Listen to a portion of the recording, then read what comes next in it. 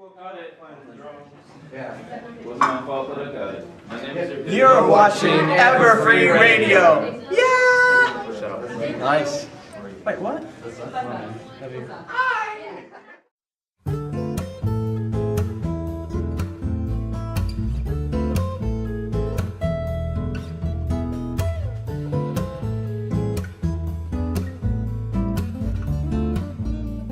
And now, Everfree Radio presents Stay Brony, My Friends, with DustyKatt.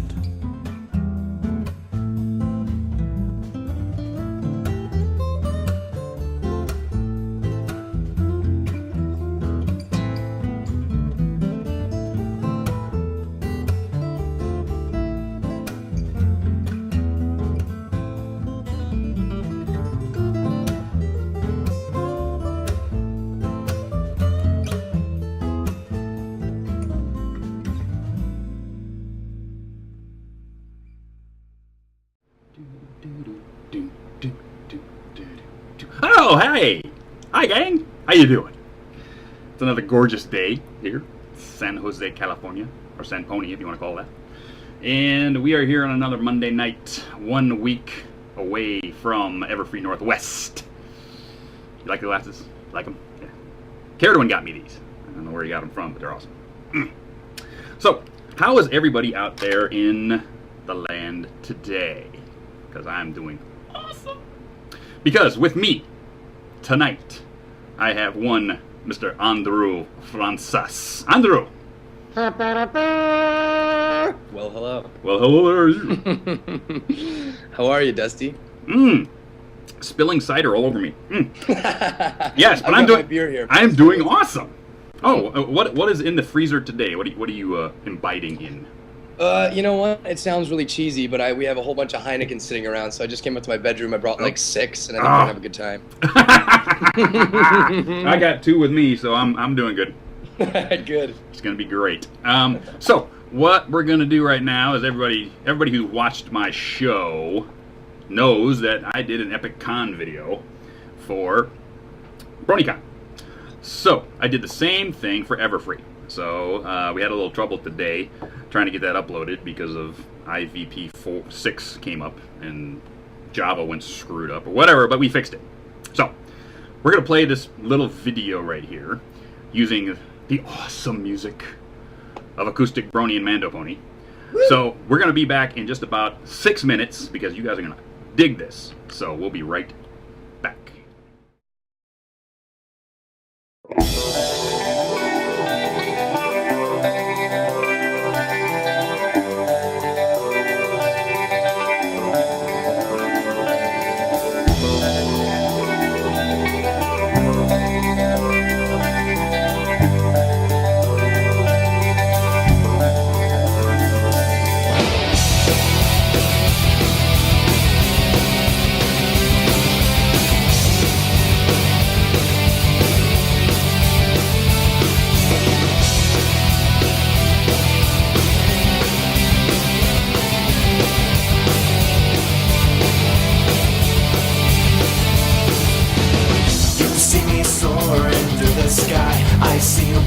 As you walk on by, I can clear the sky in 10 seconds flat. Well, how about that? Well, how about that? I could be sitting here on a cloud, watching the sun as it starts to go down.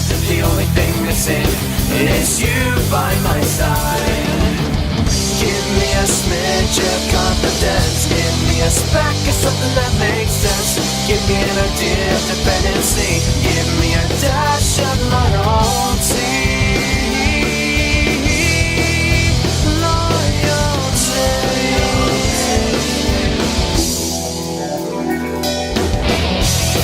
See my lonely soul for you,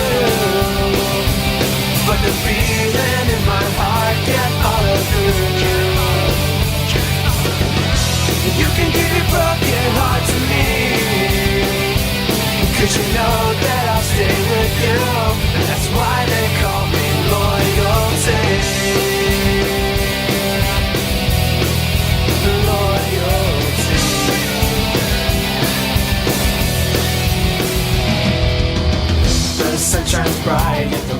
was on. Wrinkles they were mid and then they're gone. They remind me of me and you.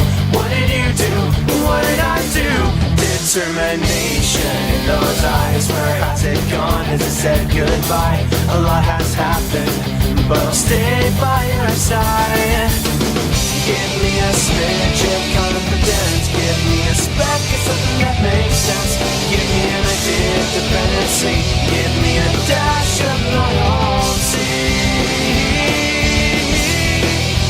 Loyalty.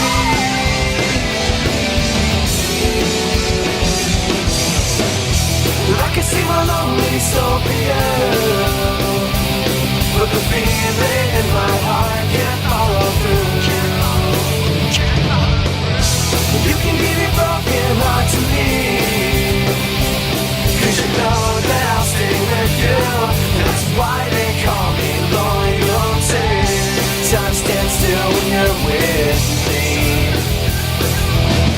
How can I make you stay? Your crazy antics make me want to scream. Your name so loud till my throat starts to bleed. To bleed.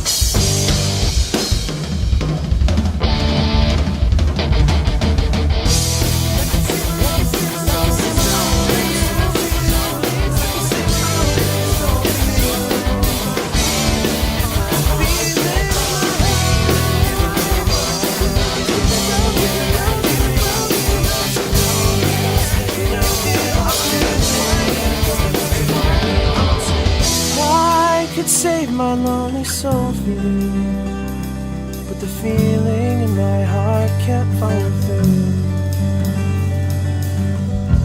You can give your broken heart to me, 'cause you know that I'll stay with you. That's why they call me loyalty. I can save my lonely soul for you, but the feeling in my heart can't follow through. You can give your broken heart to me, 'cause you know that I'll stay with you. That's why they call me. I can see my lonely soul for you, but the feeling in my heart can't follow through. You can give your broken heart to me, 'cause you know that I'll stay with you. That's why they call me loyalty.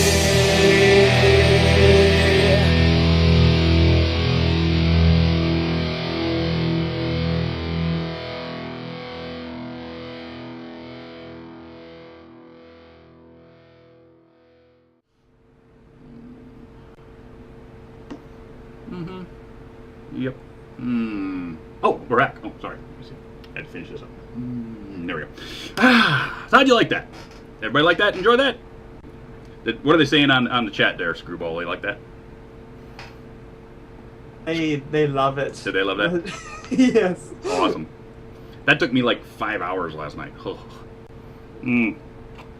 It's well worth it. And then when Livestream didn't want to upload it, I about freaking flipped the table. That's when you smash the computer and I then you're know. like, what have I done? What have I done? No. What about you, Princess Celestia? What do you think? Oh, my hair looks beautiful. Oh, I'm sure it does. Yeah, that sounds about right. Yes. I really, you know what? I need to tear one of these apart and see if I can like reprogram its chip and actually put Nicole Oliver's real voice in this. Yeah. Because, that would be having her sound like that. It's like math is hard. I don't like that. Andrew. Yo. Oh, thank you for joining us this evening. Oh, I'm so stoked. It's awesome. Taking time out of your busy schedule. And I know you had two lovely appointments today. I did, yeah, a couple auditions. I'm feeling a little bit under the weather, but I pulled them out, yeah. Oh, awesome.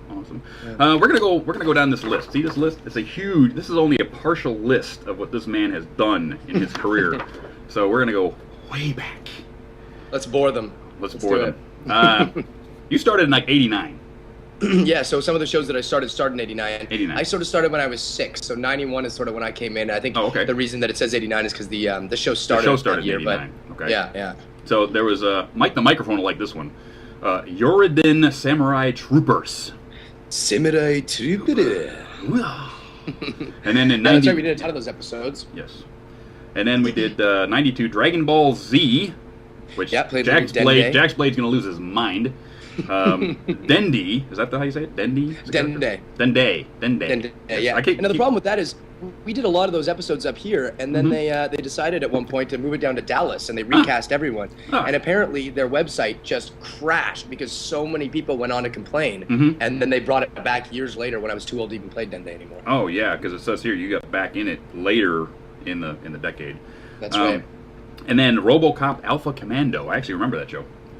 40 episodes of that. Yeah. Sabrina, the animated series, 65 episodes of that in 99. All kinds of various voices on that one, yeah. Oh, yeah. And then Card Captors. 2000 was a busy year for you because, let's see, Card Captors, Mobile Suit Gundam Wing, one of my favorite shows, Escaflowne, the movie, The Vision of Escaflowne, TV series, and Adventures of the Book of Virtues, which was 30 episodes. So a lot of those, Dusty, are ADRs that we would do at a studio called Ocean Studios, like kind of a big one out here in Vancouver. Right. And I guess they were really pumping out tons of stuff at that point because now sort of the ADR game here in Vancouver has really slowed down. There's probably maybe like 2 or 3. There's one really notable show being done right now that no one can talk about, and the rest are just a few little ones that are floating around. Before it was like Ocean would have 4 or 5 going. Well, who was it? There was a company in Dallas, Texas that was importing most of that stuff, and they went under. So basically, did they go under? They went under. Yeah. So basically, they were printing all the manga, and they were translating it and reprinting it here. Plus, they were doing a lot of the OAVs, and they went under. I can't remember the name of it. Maybe somebody in the chat can remind me. But yeah, so one of the major players in the U.S. market was gone. So probably the people that were having that done. And some of the other really great things that you've done. You were on an episode of Smallville. Sure was. Yeah, on camera. Tried to kill someone. Yeah, that was on camera. And then I guess Superman. I think I was in a truck and I was pushing somebody off a bridge, and then Superman comes up and grabs the truck at the last minute and knocks me out. Or knocks you out. Like that. Yeah, and then let's see. You were in Final Destination 3. Yeah, Final Destination. Actually, funny story with Final Destination. Yeah. I auditioned for one of the first, the scene with the roller coaster. A friend of mine, Jesse Moss, actually booked the part. And I went on, they called me up, they said, hey, do you want a day on it? You know, you didn't get that part, but it'd be nice to have you there and stuff. And I said, okay, great. So I showed up, and it was a night shoot. We were doing, it was with horses and these cannons and all this really weird place. And me and this other guy have to stop the main characters, and then they kind of push past us. And I didn't really know the guy that I was working with, but then sort of a month later, I kind of looked and I went, wait, that was Corey Monteith from Glee. And he was on there for one day with me. And, you know, that was the one job he did before Glee, right? So, oh, wow. You know, maybe I'm next. Get my singing voice ready. Yes. And then in that same year, you did an episode of Kyle XY, which was a decent show. Yeah, Kyle XY. Yeah, it was a decent show. Yeah, I was in Way at the Top. And I think 104, I played Preston, the guy who owned a big party house. And then the big thing that was in the late 2000s was Death Note. You did a lot of Death Note, Mobile Suit Gundam 00, and then, of course, Johnny Test started, which is the little show that won't quit. We did the 100th episode today. Wow. That's awesome. Wow. Yeah, I saw a Twitter pic from Lee Tokar with you guys in the room. Yeah. That was kind of cool. And then you were on an episode of Psych. I've done episode of Psych. I played Dickie. Yes. Dickie! That guy. Yeah. And, of course, that little show that wouldn't quit, My Little Pony. Hey, I know that one. Yeah, I know that one. And then we went into Voltron Force. Voltron, yeah, we did our first season of that. You know, they kind of, there were some weird sort of glitches with that. They spent a lot of the money, the animation money, on the formation of Voltron, which looks so badass. Yeah. but unfortunately, they kind of didn't do as well animating the whole rest of the show. You know, unfortunately, because it's such a good show and it's such a good premise and it's got such legs. It does happen sometimes, and so I hope that the fans kind of stick by it and we come back and do it again, because I think we'll do better on the second shot. You know? Yeah, when I was a kid, I don't know if you remember this show, but it was Science Ninja Team Gatchaman out of Japan. No. Well, basically over here it was called Battle of Planets, and then basically it had this really great scene where all the vehicles turn into this flaming phoenix. And it's wonderful animation for that, and then all the still animation was like recut. It's like it's about the same thing. I think they do that in Japan to just to save cash. Yeah, to save cash. The transformation is the huge thing everybody watches for, and the rest of it, who cares? The storyline, plot. Oh well. Who cares? Yeah. And then are you still working on Iron Man? Iron Man animated Armored Adventures. No, so I kind of got on at the very end of Iron Man. I was sort of up to play Iron Man, and then Adrian Petru did a great job playing it.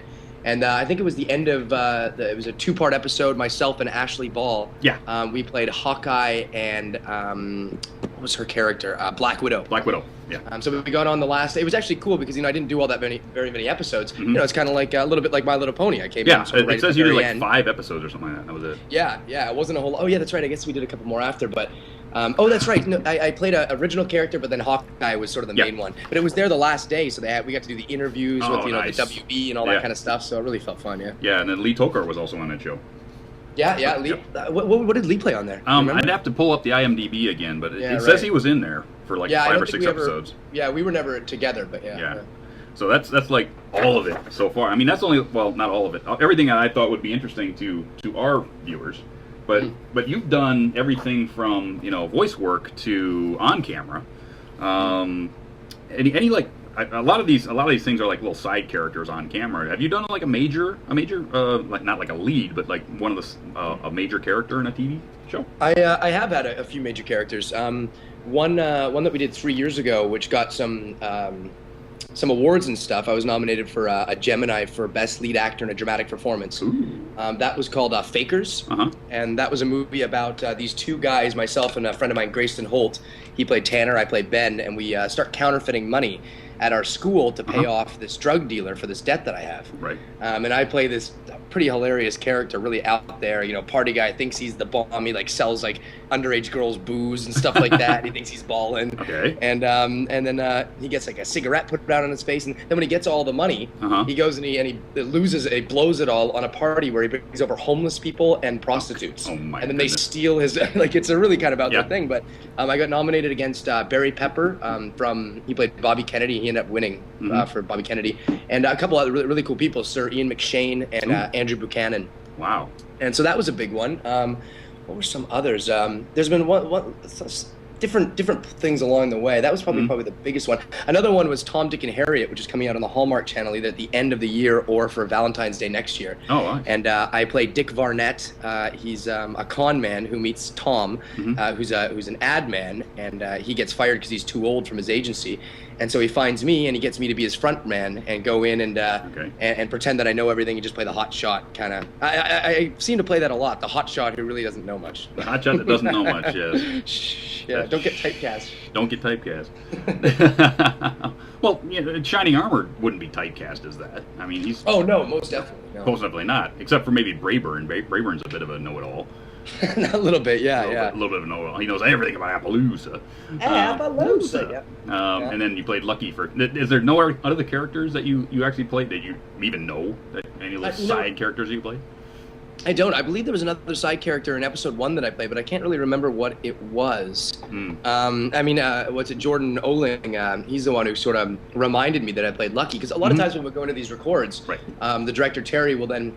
You will know there's a few different extra characters that come in and say, hey, Andrew, you're playing Shining Armor. We're also going to get you to play Lucky. We're also going to get. So they go through and they give you these parts on the day. Right. And so don't really, you played Shining Armor, but those little tiny ones, they kind of pass by really fast. So I even talked to Terry. I said, if I don't know how much. I said, I want to play more ponies. Get me more pony parts. And he went, all right, calm down. Yeah, let's see. A picture of Lucky and Wildfire, I think. Let's put them up there. Because, now you're like Wildfire's boyfriend, So. Yeah, let's hope he comes back. Come on, Lucky, let's do it. Yeah, we got to get him back. We got them both back. You got to have like a whole. There they are. Yes. That is like the cutest picture. Yeah, I know, that's a good looking That pig. is awesome. Let's talk a bit about, we some people here maybe or may have not seen the Guys of MLP panel that we did. If you haven't, go watch it, because not now, but after we're done here, go watch that, because it is a freaking scream. Lee's going off, you're going off, and Peter's like half bearding it, and yep.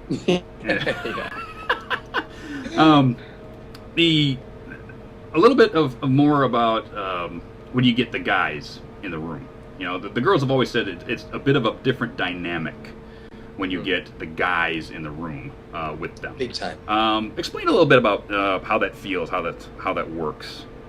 Well, you know what, and it's totally true. It totally is a different dynamic. We were doing a show.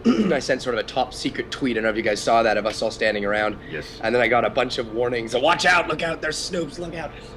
But I was in there, and I think Kathleen Barr was the only woman in the room. It was like myself, Lee, the Dobson brothers, Mark Oliver, a whole bunch of us, and we got in there, and literally the volume goes from nothing to 100%. In like maybe 2 seconds, because one person starts doing a voice, and then of course somebody else, like Leo, go, well, hello, and then I'll go, well, hello, and then the whole room is just going crazy with it. And you don't usually get that as much. There isn't this big, I don't know, this slug out, this sort of like competition thing with the girls. They all kind of get in there. They all have their little kale chips, Tabitha and Shannon. They sit there and eating their little kale chips and doing the thing. And we're just super loud and crazy and zany. So sometimes the guys need to be reined in a little bit, whereas the girls, not as much. I wish they'd let you guys go a little bit more, because I think we need like a male character that's sort of like Pinkie Pie, on the show. You know what? I agree. Totally. I think we need Pinkie Pie's, bubble berry. That kind of energy. Right? That kind of energy.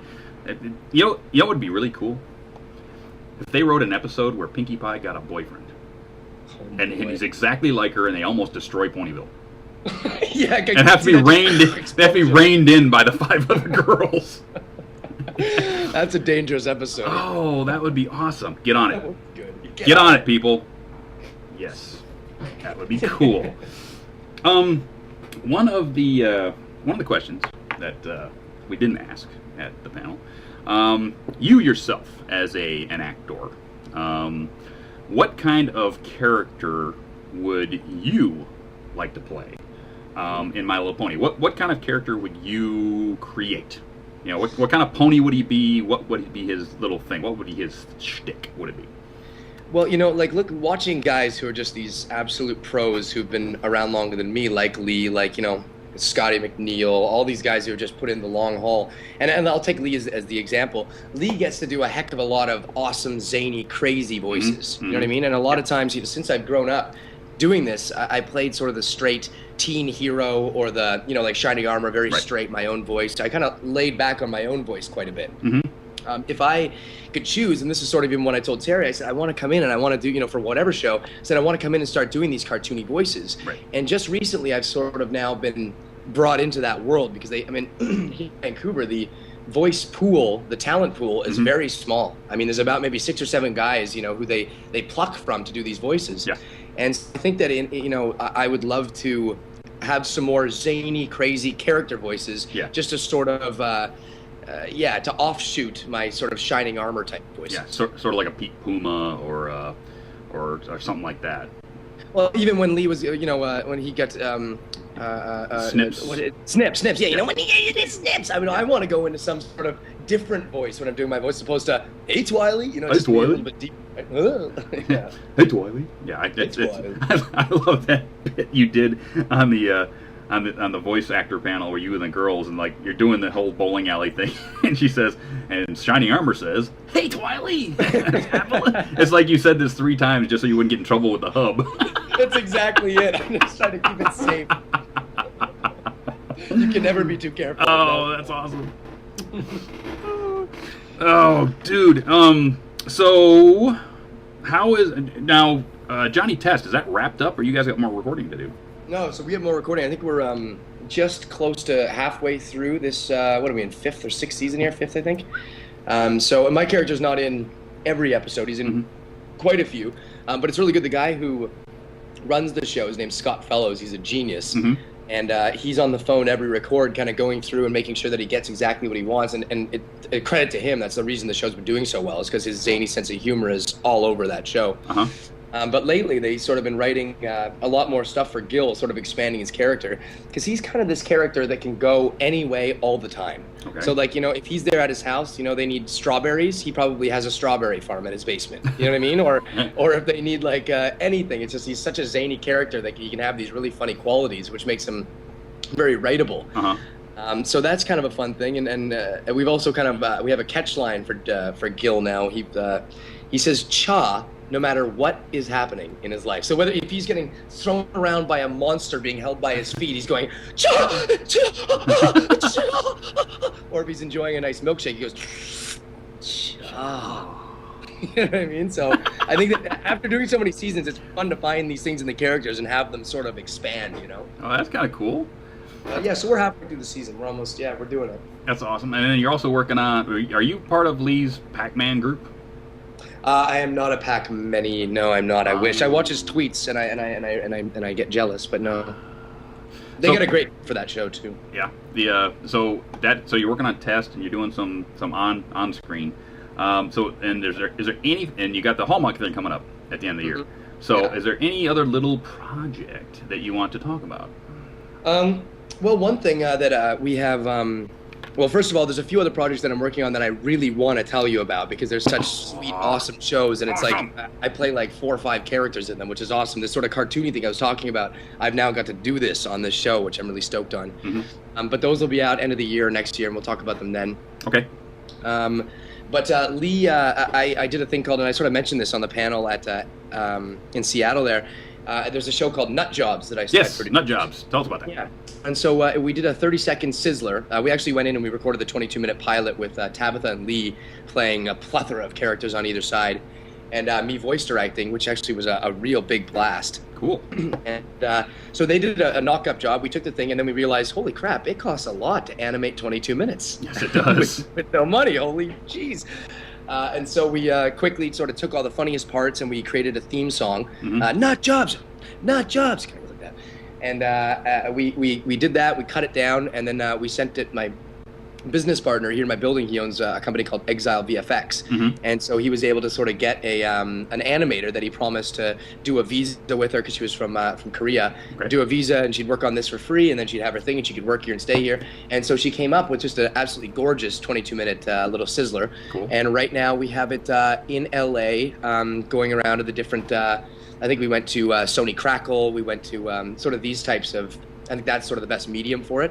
So right now it's just kind of getting taken around and sold and stuff. And I mean, Tabitha and Lee did such an amazing, excellent job that like it's just such a high quality that we're hoping for really big things. So that should be in the near future. That's awesome. You need, if you're going to do some of that kind of thing, you need to get some of these fandom animators. Okay. I don't know if you saw Picture Perfect Pony, the song video. I didn't see it. Okay, I'm going to give you that link after the show, but a gentleman did that all by himself, and it's show accurate to My Little Pony, and it's basically to Mando Pony's song, and you're going to die that this guy did this just because he wanted to. This guy is this guy giving himself to fan built yet too? Because he's going to. He's working on it. Yeah. I'm trying to edge him that way, but he has a Tumblr, Ask the Crusaders Tumblr. And just to put it out there, just because that sort of goes one in the other. Yeah, yes. As everyone knows, this fan built project that he's doing, it's so great. I mean, it's going to be like such a showcase of so much amazing talent out there. So if you need any more information, either go to Lee's Twitter at Lee Tokar, or go to mine at Drew Francis 604. Yes. Yes. I'm going to do a voice actor thing. I'm going to do a demo tape for that. Oh, dude, you're in. Listen to this guy's voice, everybody. I mean, come on. Come on. I'm melting here. Oh, nah. I'm schmelting. You're schmelting now. I'm schmelting. I should do my Wolfman Jack. I used to do Wolfman Jack really well when I was a kid. Wolfman, yeah. I love the Wolfman. Cry for the Wolfman. I'm a huge music guy. So, the Guess Who out of Canada did the song "Clap for the Wolfman." I don't know if you remember that. It's pretty old, but anyway, I love that song because Wolfman Jack was in it, and he would come in and do some funky stuff. I love radio. I always loved radio. We had one guy in Detroit, Big Daddy Poobah, the Poobah, and he was on WRIF in Detroit for 35 years. Wow. 35 years. And radio here in the Bay Area stinks. I mean, really. It's really stinks. There's no new rock. It's all classic rock, blah, blah, blah. So I would actually play WRAF on my computer when I'm doing something on my computer, just so I could hear him. And then one day he's not there, and I'm going, where did he go? I found him. No. I found him on Facebook, and they didn't renew his contract over something stupid. It's like, oh, nuts. So we actually talked back and forth on Facebook. It's like, dude, oh my God. Because I'm from Detroit, he's from Detroit. It was great to talk to him, but it's like, oh my goodness. I love radio. Wow. Head explode. Whoa. Head explode. Oh my God, you're gone. But anyway, where are we at? We're at 5:31, so it's commercial time. Woo! Yes. So we're going to go to commercial, and when we come back, all you people out there are going to get to ask your questions to Mr. Andrew Francois. Bring him. Bring him. So stay tuned. It's harvest season here at Sweet Apple Acres, and the You Pick Apple adventures have begun. You can make the most of this opportunity by getting a bushel full of the plumpest, juiciest apples this side of the everfree forest. Whether for a homemade apple pie, delicious apple fritters, or fresh off the tree, it all begins with a visit to Sweet Apple Acres Apple Orchard. Go visit with the Apple family, a short trot southwest of Ponyville. Applejack, Well, how'd it do? Granny Smith, Apple Bloom, I want it now! and Big Macintosh Yep. will treat you like one of the family. Fresh apple cider? Try our 10 varieties. Apple pies and dumplings? Mouth water. Sweet, red, delicious apples? They got 'em.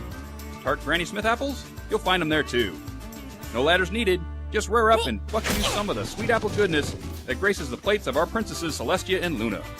And remember, our apple stand can be found at the corner of Appleton Road, right near Quills and Sofas. Apple cider donuts, fresh apple butter, and apple juice. It's always a family adventure at Sweet Apple Acres. Would you look at them fancy duds you can get from our friends at WeLoveFine.com? Shoot! Hats, bags, and posters too. They got everything you could ever want. Except apples, of course. So mosey on down to WeLoveFine.com and rustle you up some Sweet Apple Acres Sunday best. Yee-haw! And we're back! And I don't know if you guys were at Everfree Northwest, but We Love Fine actually brought enough t-shirts this time. Because at BronyCon, they was out the first day by 5 o'clock. Done. Gone. It's it. Wow. All they had left was the one I'm wearing. And I bought that. So, but they had some boxes, they had some great t-shirts.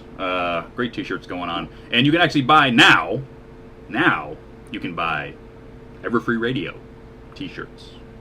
Go to WeLoveFine.com and put in the search box Everfree Radio. Or, if you're feeling really good about it, put in Stay Brony. And you'll get the t-shirt for this show done by none other than your friend and mine, Pixel Kitties. So, go snap up those shirts because we would love to have you wearing our swag. And we're back with Mr. Francois. Hello. Hello. Screwy, where are you? Where's Screwy? Where's No, Screwy? it's right here. Yay! Screwy's here. Hello. I got a new We're picture. good to go. I got a new picture for Screwy. Oh. Look at that.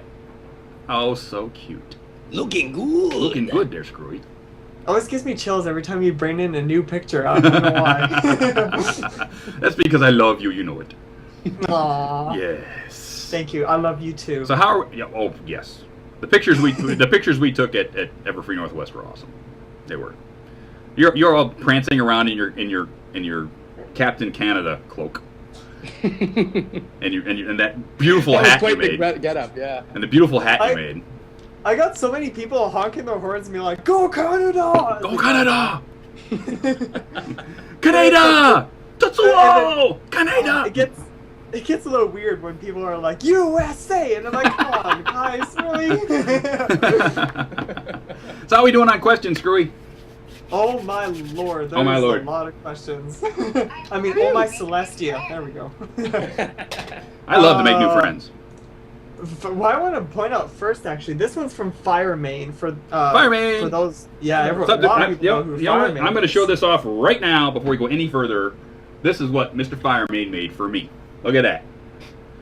Isn't that cool? Look at that.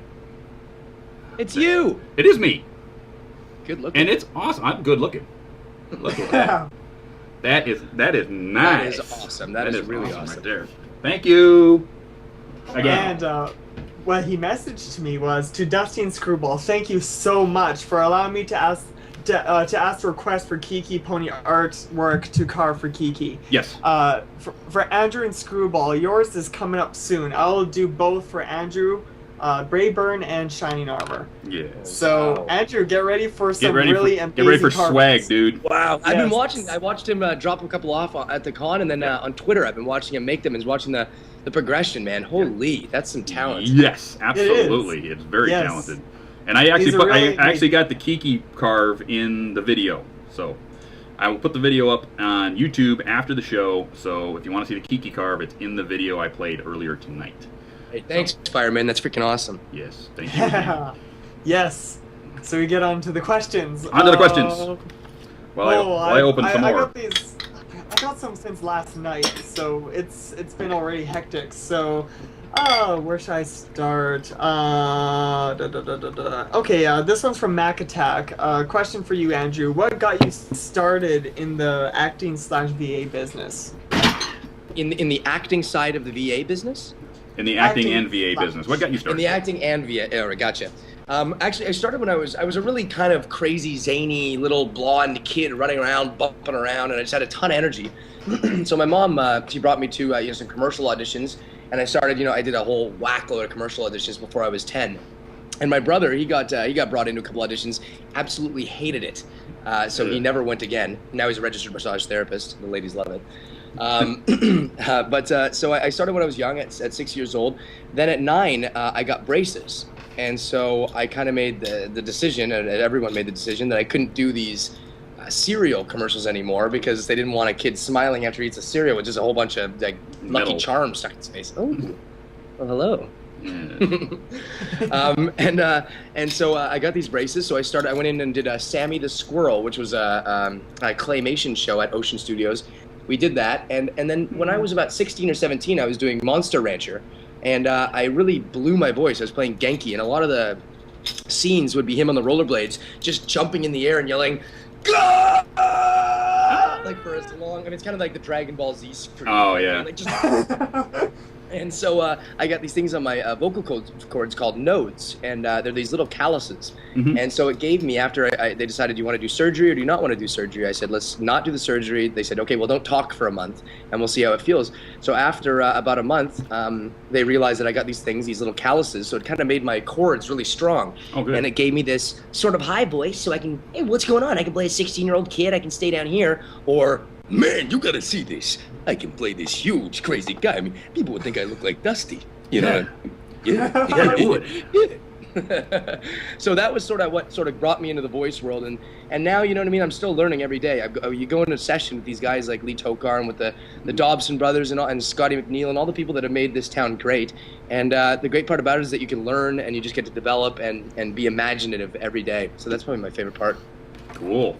That's awesome. Absolutely. Absolutely. Absolutely. This one kind of ties in with this one. Is like, this one's from MLP Problems for Andrew. How'd you get roped into voicing Brayburn? Well, you know, that happened really fast in the first season. I kind of, and this is before I knew anything about MLP, and I couldn't even remember the character that I'd gone in, and I went and looked up on IMDb, and I saw that someone had put it up, and then I saw that I was on another site with the voice and a check mark and all that kind of stuff, and it had blown by so fast in the first season. I mean, we don't know that these shows are going to do as well as they're going to do. We have no idea, and so it was a really quick kind of thing. I didn't think I'd ever be back on the show, and I was just really excited to be given the opportunity. Awesome. Yeah. This one's actually. I guess you could say a shout out. I don't know how you best say it. I just wanted to let you know that Jordan Oling, I hope I said that last name, is currently watching the show. Hi, Jordan. What up, Jordan? Jordan's the guy who figured out that I played Lucky on that episode. Yeah. Yes, you did. And he had a whole slew of other characters that we tried to figure out. We spent about 10-15 minutes just going through this list of questions to see who was who. And so I hope that list is coming along, Jordan. If I know Jordan, I'm sure it is. Totally. Yes. Ooh, I love the harmonica. I wish I could play harmonica. That's like Dude, I always wished I could play. I bought this thing like 4 hours ago. What? Yeah. You're kidding me. No. You must have played a lot before that. No, I played drums. I played some Oh, well, drums. you sound great. You were playing before in Thank you. the break. You sounded awesome. Yeah. So I'm trying to learn Piano Man so I can actually perform at one of these pony stock things. Oh. You know? I think I'm still recovering from pony. Yeah. Jeez. I was too, man. That was like a bunch of hopping. I went up the first night. Yeah. First night I went up on stage with Silverhound and Mike the microphone, and I'm like a 44-year-old man, and I'm like jumping around like a freaking Mexican jumping bean, and my back's going, stop it, stop it, stop it, stop it. Of course I don't. I'm having too much damn fun. I went into the second pony stock kind of later on, and I sort of went onto the stage and kind of said hi to the DJ. Right. And I looked up, and I thought I was going to be really inconspicuous. I was going to come in and say something and then leave. Right. And I kind of look over, and there's 40 people go, yeah, dance, shining armor, dance. I just broke it down and started dancing. I hardly remember any of it. Oh man, yeah. Me and Mike did these freaky ass stupid dances, and it was a goddamn freaking blast. When you're that drunk, it's all freaky. You know what I mean? At least that's right. I pulled out the Elwood Blues. You know, the shuffle dance. The old shuffle, Yeah, that was fun. Screwy. Yeah. Hit me, Screwy. I'll hit you. I don't want to hit you though. I don't know. Don't. This one is for you, Andrew. If you could work on a dream project with this one's from Mac Attack. If you could work, I'm losing it. If you could work on a dream project with anyone, what would it be, and who would it be with? Ooh, that is a really good question. Yeesh.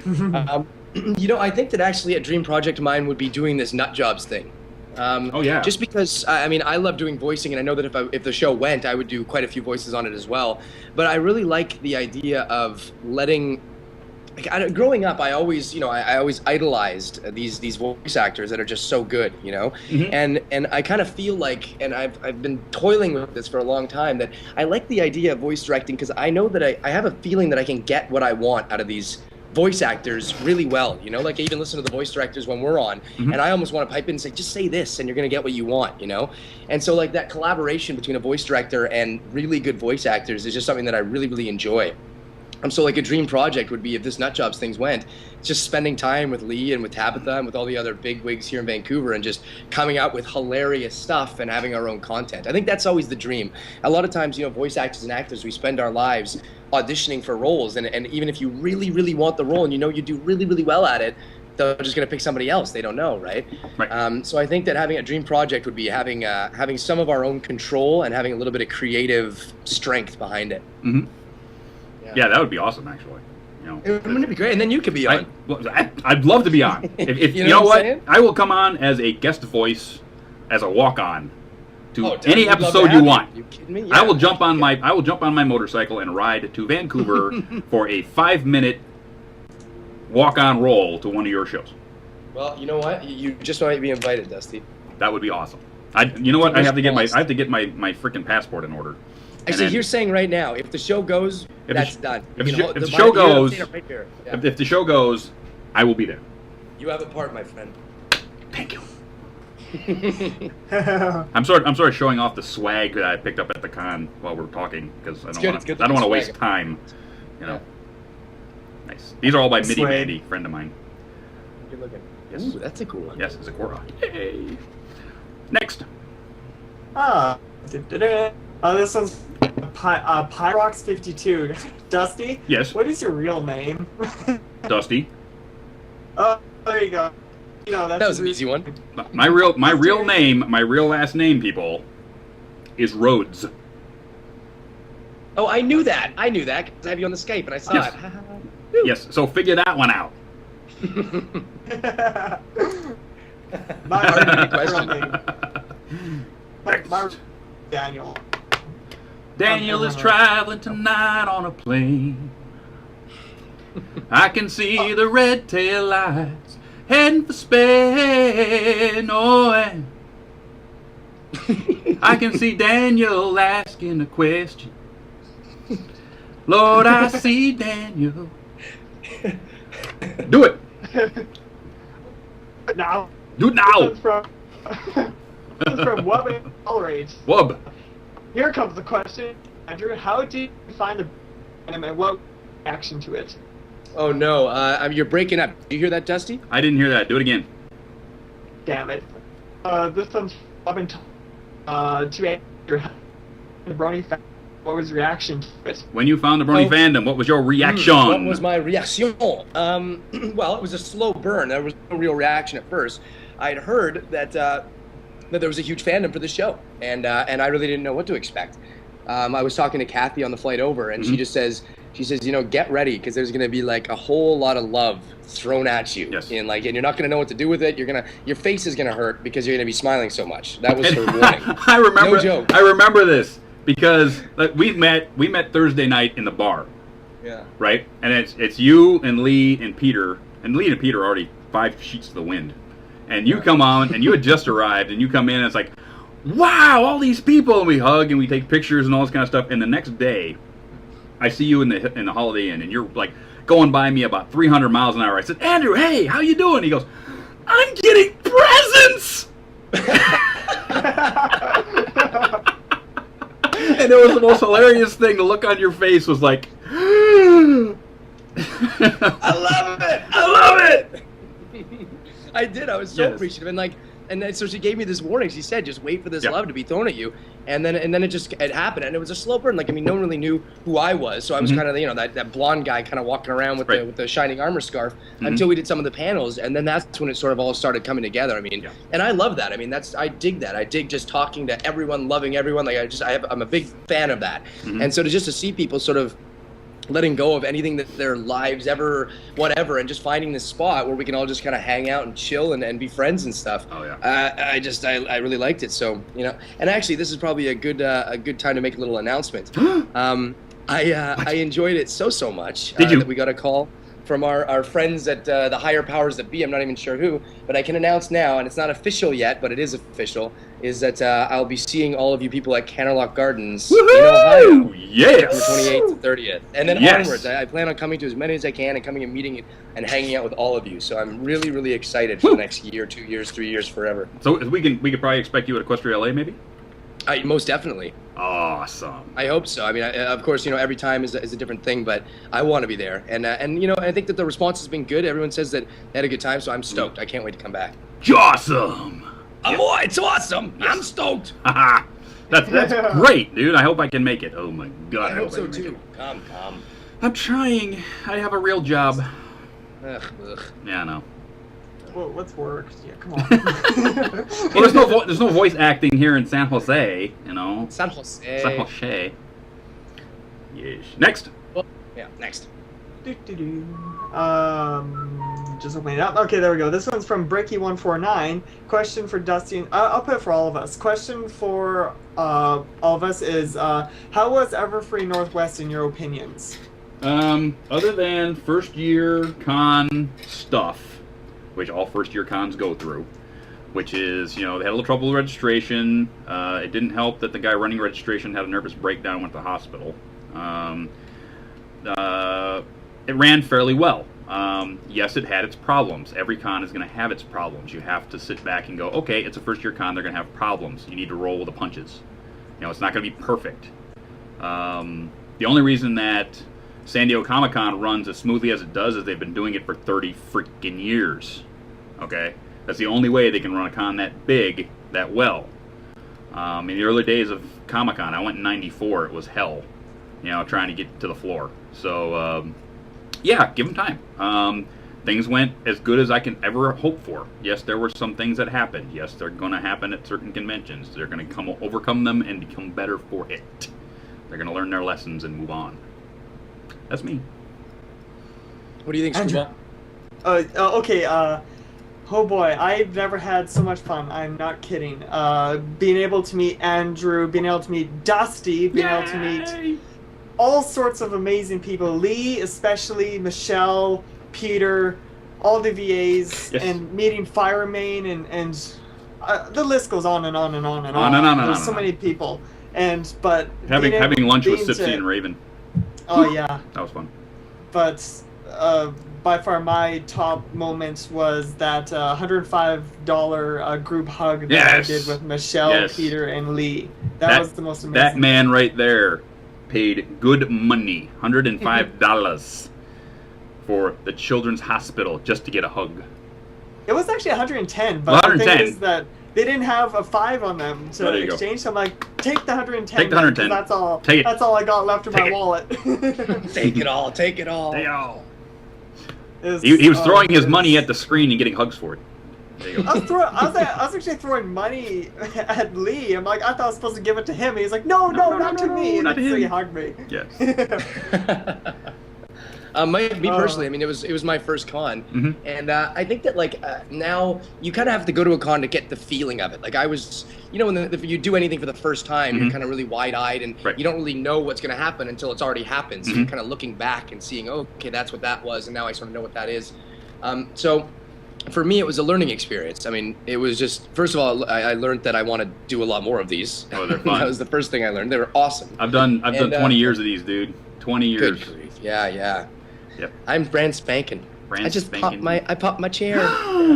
I'll have to take you under my wing at the next one and just show you all the fun. Show me around. Yeah, do it. Yeah. Absolutely. So I guess that's what I learned. You know, I learned first of all that I love it, and second of all that so the next time I go, I think I'm gonna have a better grasp on just sort of being able to manage my time and spend more time with the people I want to. And Yeah. you know what I mean? I kind of just wandered. I don't know if anybody there, if they just saw me, I wandered. Yeah, that's the one thing about cons is that if you don't, once you go to a few of them, you kind of figure out, okay, I need to spend this much time with my friends, this much time going to panels I want to see, this much time searching out the people I want autographs of. You know, Exactly. that kind of Yeah, thing. you So if manage you don't your time. split your time down, you'll miss something. But every con you will, because even the best laid plans of mice and men get screwed up.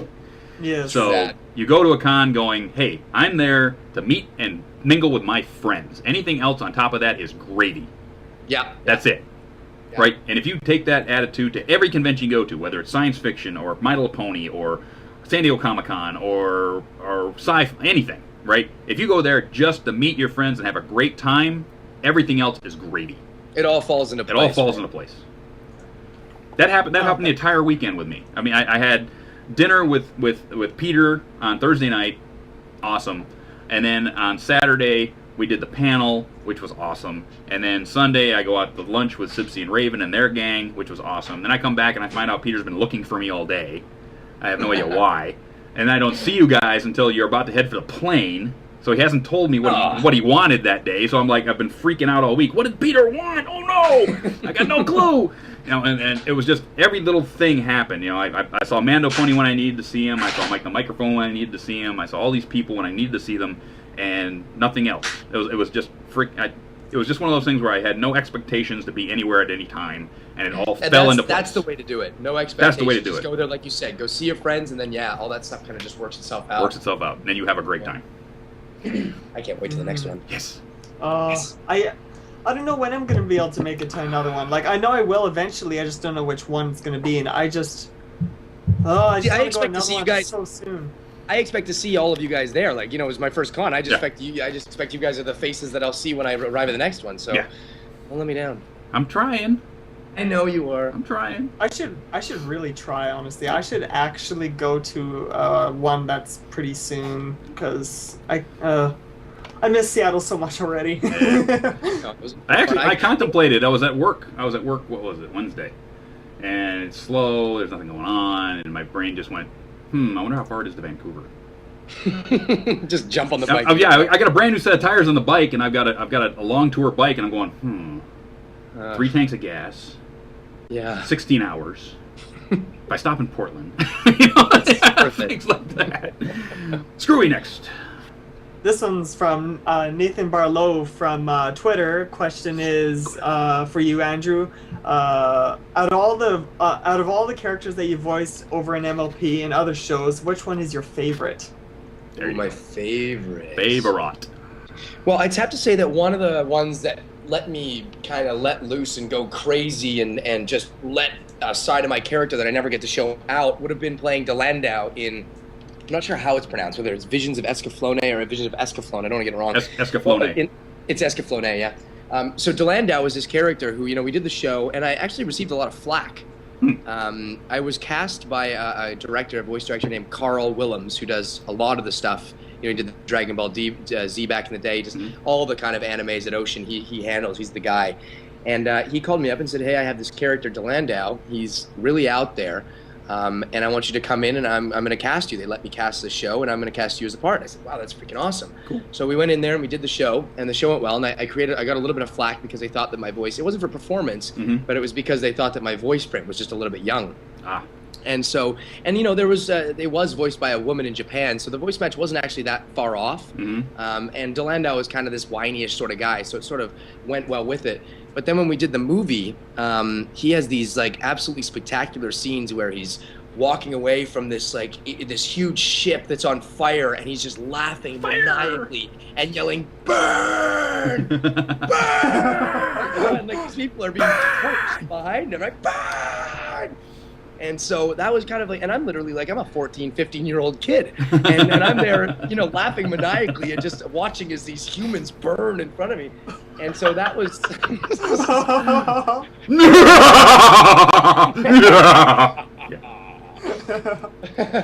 So that was, I think that was one of my favorites, was that I was sort of given this shot when I didn't expect it, and I pulled, and so it went to I think it played on a few screens and stuff, and some of the voice actors, I remember Scott came in, Scotty McNeil, and he said, hey, by the way, Andrew, we've known each other for a little while at this point, but he said, I just want you to know, I watched the movie, I think Kirby Morrow was in it as well, so I watched the movie, and like, you did really, really well. Like I didn't know you had that in you, you know? Cool.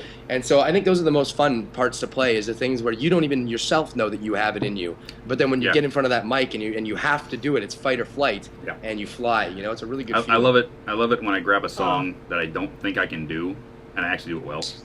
It's the challenge, right? It's the challenge of it. That's the most gratifying part. Right after Everfree Northwest, a lot of stuff went down, and basically some people were saying things happened that didn't, and they were lying about it and pulled back. It's like, oh no, we're doing it for the lulz and all that kind of stuff. So basically I wanted to do a Billy Joel song, so I grabbed Honesty by Billy Joel, and I thought it was a reach for me, and I set up everything, and I did it, and I did it fairly well. That I think I did it fairly well. I put that up, and people really liked it. So it was a stretch for my vocal range, and I think I really nailed it, basically because I had the emotion that I wanted to do it well because it had a reason.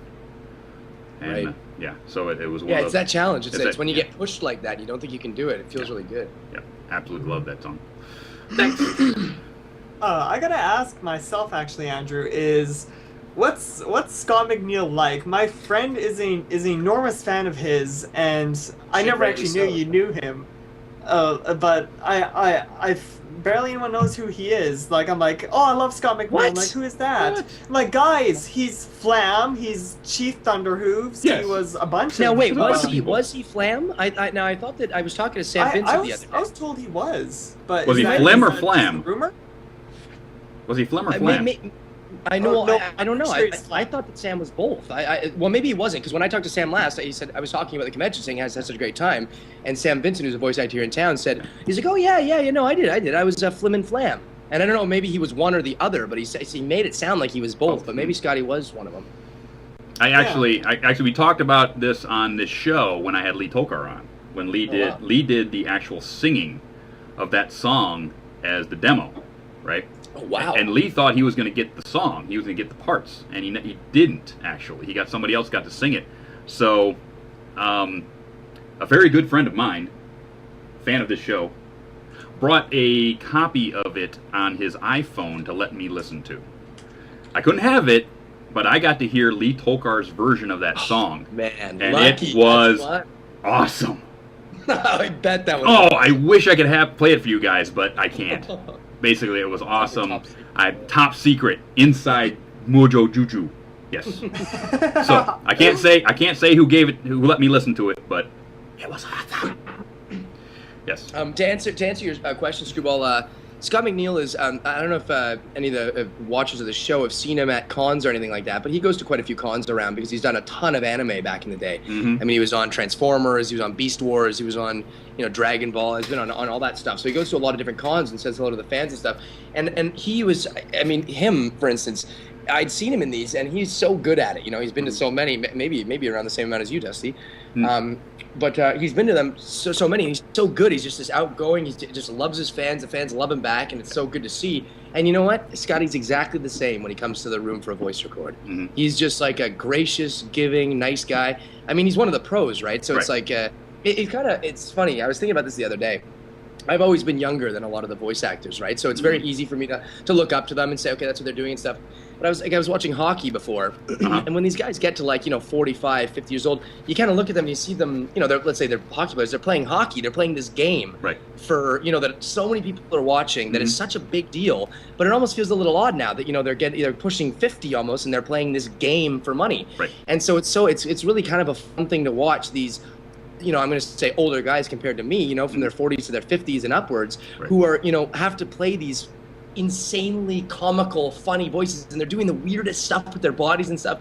And I really enjoy watching these vets kind of really just voice actors. We don't have to lose the kid. You know what I mean? I think that's what everyone should try and not do, and that's why we watch these shows. I keep telling people, it's like, people ask me, why do you do this, Dusty?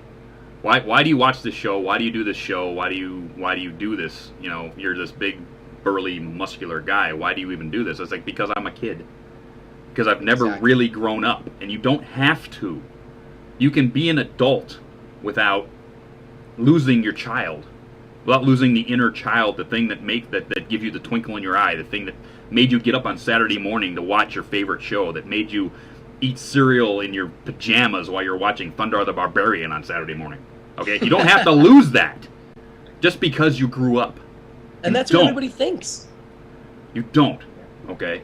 This world would be a lot better if everyone would find their inner 12-year-old.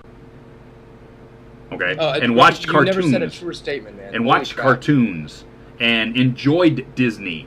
And they brought original Warner Brothers back to TV. And we watched Tom and Jerry on the afternoon TV. But we can't watch those anymore because somebody thinks they're too freaking violent for children today. Well, guess what? I grew up with that stuff, and I'm fine. Okay? I'm fine. Once you outlaw something to somebody, they're going to go, oh, I need to see that. That must be subversive. I want to see that. So people go out and they try to find the original Looney Tunes so they can watch it because you've taken it away from them. Okay? Don't take away my culture. Don't take away the things that make me who I am. That I think, kids are smarter than you think. They understand that if you hit somebody over the head with a mallet, it's going to hurt. Okay? They're not going to go beat on their friends with a mallet because they saw some cat do it to a mouse on a cartoon. I'm sorry, I've gotten off on a tangent. I just sat back and watched. I'm sorry. I have an opinion. I love it. You must express it. Sorry. Spot on, Dusty.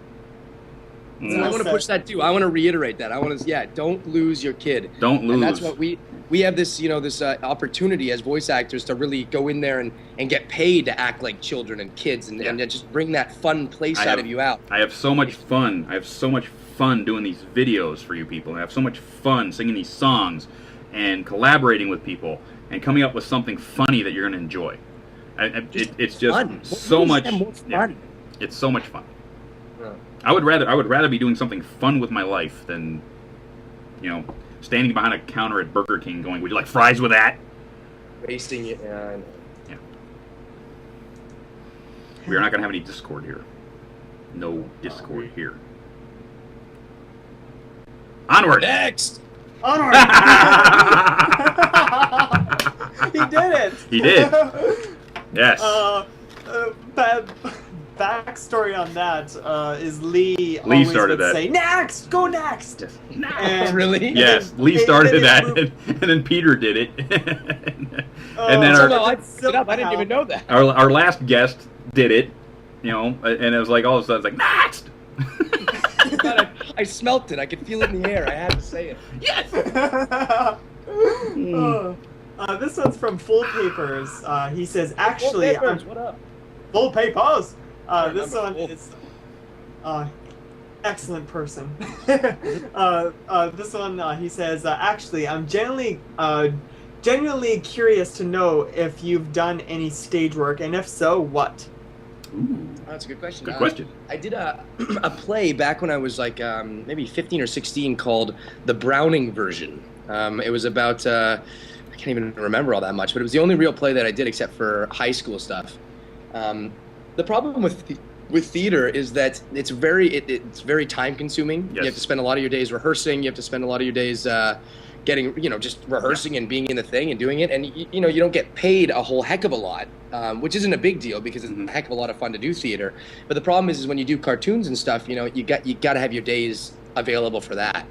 Like there's this thing here in Vancouver called Bard on the Beach, which is a bunch of tents that they set up at a really gorgeous spot of Vancouver right on the beach. And a lot of the actors in town will go and do it and stuff, but you get paid $1,000 a week, right. And that doesn't matter whether you're the lead in the show or you're the stagehand. Okay. Which is really cool, but the problem is if you have bills to pay, Yeah. which most of us do, you can't just go and give that up. I guess you have to have sort of a nest egg and then do that because you can't really survive on that, Yeah. So I want to do more theater, and I know there is going to be a time when I take some time off and go do it because it's such a fulfilling. Like I did acting classes for 3 years, and that's kind of a scene study class. Okay. And that was really close to theater. I mean, you get your scene and you do it. You go through 4 or 5 pages of a play, and there's so much exploration and so much stuff that comes out of a place that you didn't even know it was there, whereas for cartoons and stuff, you have your line and you can be very creative with that line, but it's not as explosively creative as theater is, right? So I miss theater, and I know one day I'll go back. Have you ever done a Ren Fair? A Renaissance Festival? What is that? A Renaissance Festival. No, I haven't. But it's funny, that's Final Destination. Fun. That's where it was. That's what I was trying to think with the cannons, and it was a Renaissance. We have the Northern California Renaissance Festival starts September 15th. It's just a couple of weeks, and I am going. I used to be in the SCA, Society for Creative Anachronism, which was a medieval recreationalist group. So I have all of the costuming, and I have a 48-inch Viking axe, which I throw, and I have archery and spear chucking and Dusty, eating you are turkey such a legs. Oh my gosh. Oh yeah, I'm going to do a new manliest brony in the world, filmed from the Renaissance Fair. So this is this is gonna be awesome. So we actually filmed. We were out filming. I twittered that we went out filming yesterday, and we filmed some stuff as a homage to Neil Armstrong, which I'm going to be cutting together tonight. Nice So hopefully in the next couple of days you're going to see a new manliest brony on that, and then in a couple of weeks we're going to go to the Ren Fair. I'm going to throw some axes, and we're going to throw some spears and eat some turkey legs and like mess with the bawdy women with the vast tracts of land. Yes.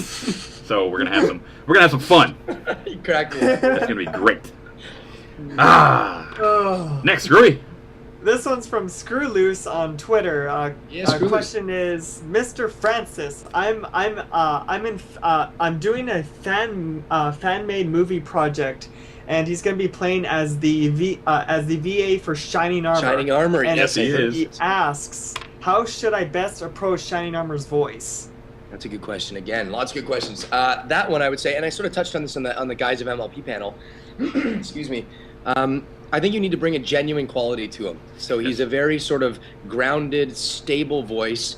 He's not jittery. He doesn't really lose his cool. He's been through a lot of training, with the Royal Guard. So he's very focused, and he knows what he's going to say, and he knows what he wants. So when approaching the voice, I would keep a slow cadence. I would keep it very, very genuine, very heartfelt, and I think Shining Armor is a guy he's filled with a lot of love. That's sort of what I tried to convey. That that he has a lot to do, but that doesn't sort of turn his back on the amount of love that he has for Twiley and for everyone, right? So I think that when you approach the voice, just come at it from a really genuine side, genuine quality of the voice. Kind of keep it slow and just keep everything very heartfelt. What I got out of your performance of Shining Armor was he was the man of the family right after Dad. He would pick up where Dad left off, and then he also had this great love for his country as a soldier.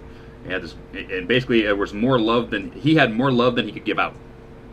And then, you know what? That's a great way of putting it, Dusty. That's exactly it. And his character, doesn't allow him to be very loving. Oh, I love you, like Pinkie Pie. I love you, love you, love you. No. He has to show this love in a slower, more a rooted, grounded way. Yes. Right? So that's a good way of putting it, Dusty. Next. This one is from Valden. I hope I said that right.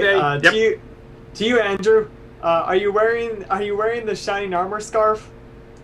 Actually, you know what? I can see it right now. I should take a picture. I'll Twitter where I have the scarf. It's sitting right by my bed in my room. Awesome. Still with my my gift pins that I got and with my from It Cloud Chaser. was my PinCon, man. Look at these. I got so many. You've been showing them off, yeah. I'm showing these buttons after button after button because it was ButtonCon. I mean, I ButtonCon. picked up so many freaking buttons at this con. You wouldn't believe. I had my derpy bag was completely covered in buttons. I actually lost a button and had to go rebuy it because I lost it. I was like, had to have it. But yeah, it was ButtonCon. Yeah. Oh, it was a lot of buttons. Yeah, I got them attached to my scarf. But yeah, my scarf is very close by, and I'll be bringing that to the next con. Yes. Without Which a means doubt. somebody needs to do a Brayburn scarf. Wink, wink, nudge, nudge. I'll have like 8 scarves. I'll be the hottest voice actor there. And we're talking not in more ways than one. Yeah, whatever. I'm sorry, dude. You look better than I do. That's just all there is to it. Oh, come on. Yeah. I like that. I wish I could have a mustache like that. Give me a break. Oh, man. I gave you a mustache like mine, and you didn't take it home. I mean, come on. You know what? True that, actually. Yeah, I'm sorry. I should have taken that home. That was a sweet mustache. That's all right. That's all right. It was a great joke. Everyone loved it. I gave it to the microphone. And the You microphone, did. I think it's You did. Yeah. That microphone is petting it right now. I Just bet love it is. I mean, I'm telling you. Yeah. So this one's from Screwloose again, and a question that he gave Lee and Peter is for you, Andrew, is would you like a patch of Brayburn in shining armor? Oh yeah, I don't know if you know this, Andrew, but he does these wonderful embroidered patches, and I'm going to show it to you on camera right now. This is my cutie mark, which is the crossed piston and rods, and he did this for me, and it is awesome. He also did them for Peter, and he did them for Lee. You should have these. Oh, that's why he had this. That's why he snips at the panel. Yes. Yes. I would totally love that. Yes. Yeah, that'd be awesome, Screwloose. I totally appreciate that. Yeah.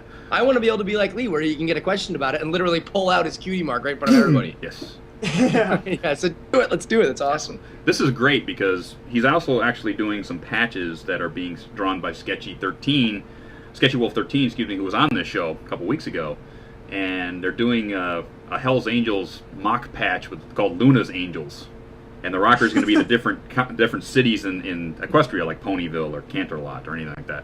And he did Palooza. Yes. I had to. So yeah, he's making these. So I'm going to keep these for the biker jacket I'm going to make with the Luna's Angels patches. So it's going to be sick. It's going to be awesome. Sick, yeah. Yes. Well, Screwloose, I'd appreciate that. That'd be awesome, dude. Yes. Yes. Damn it. This one's from OC Master. Question is, what's your favorite pony from the show? What's my favorite pony? Who's your favorite pony? No, oh boy. You know, I'd have to say that I wouldn't pick a pony. I think I would pick Andrea Libman. Oh my god! Just because, like, and the pony she plays, like when Pinkie Pie, and you have to. I mean, you guys have never seen her in the studio doing it, right?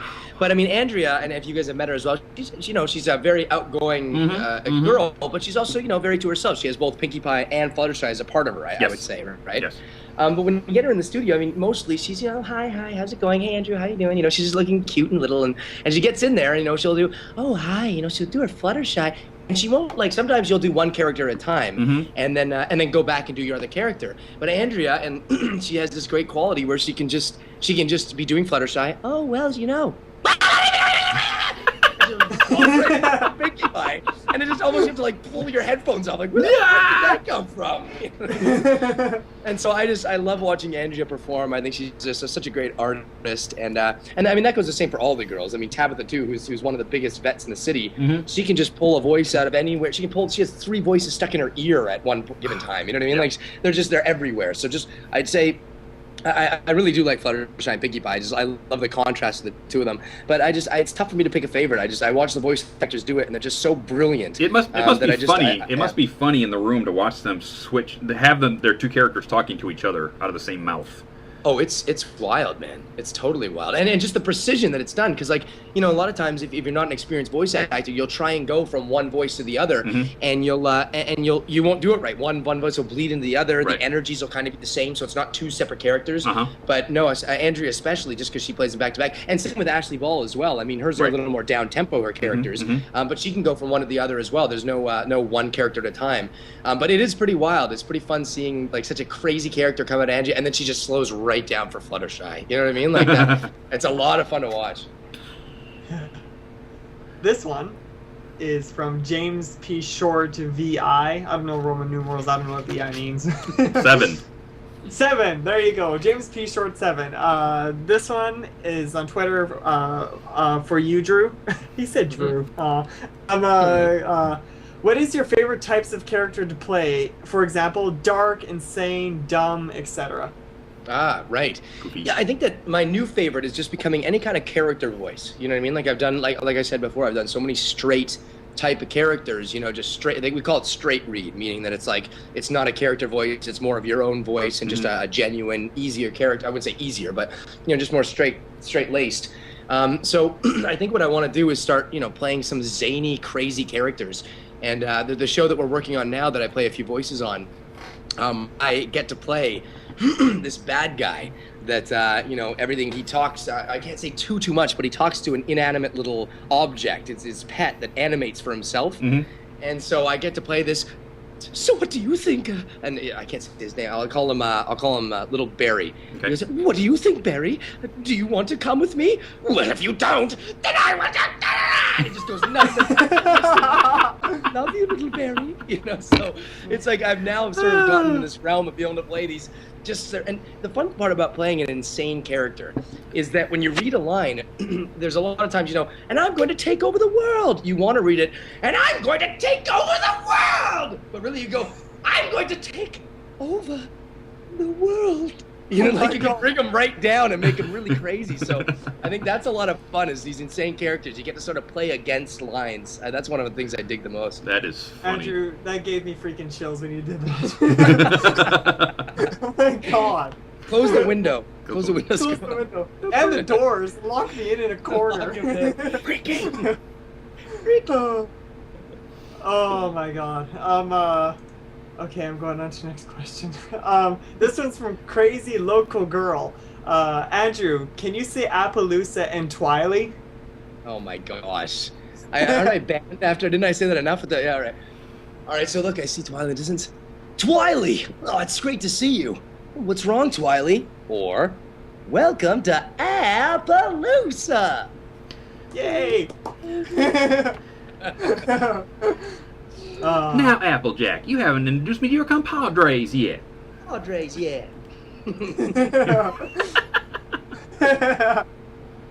Oh my god. Those lines will never get old. No, they won't. Ever. They won't. Never. Oh. This one's from Saber Spark for Dusty. Oh, God. I'm not wearing a beret! No, it's not a beret this time. I remember that. Yeah. Oh.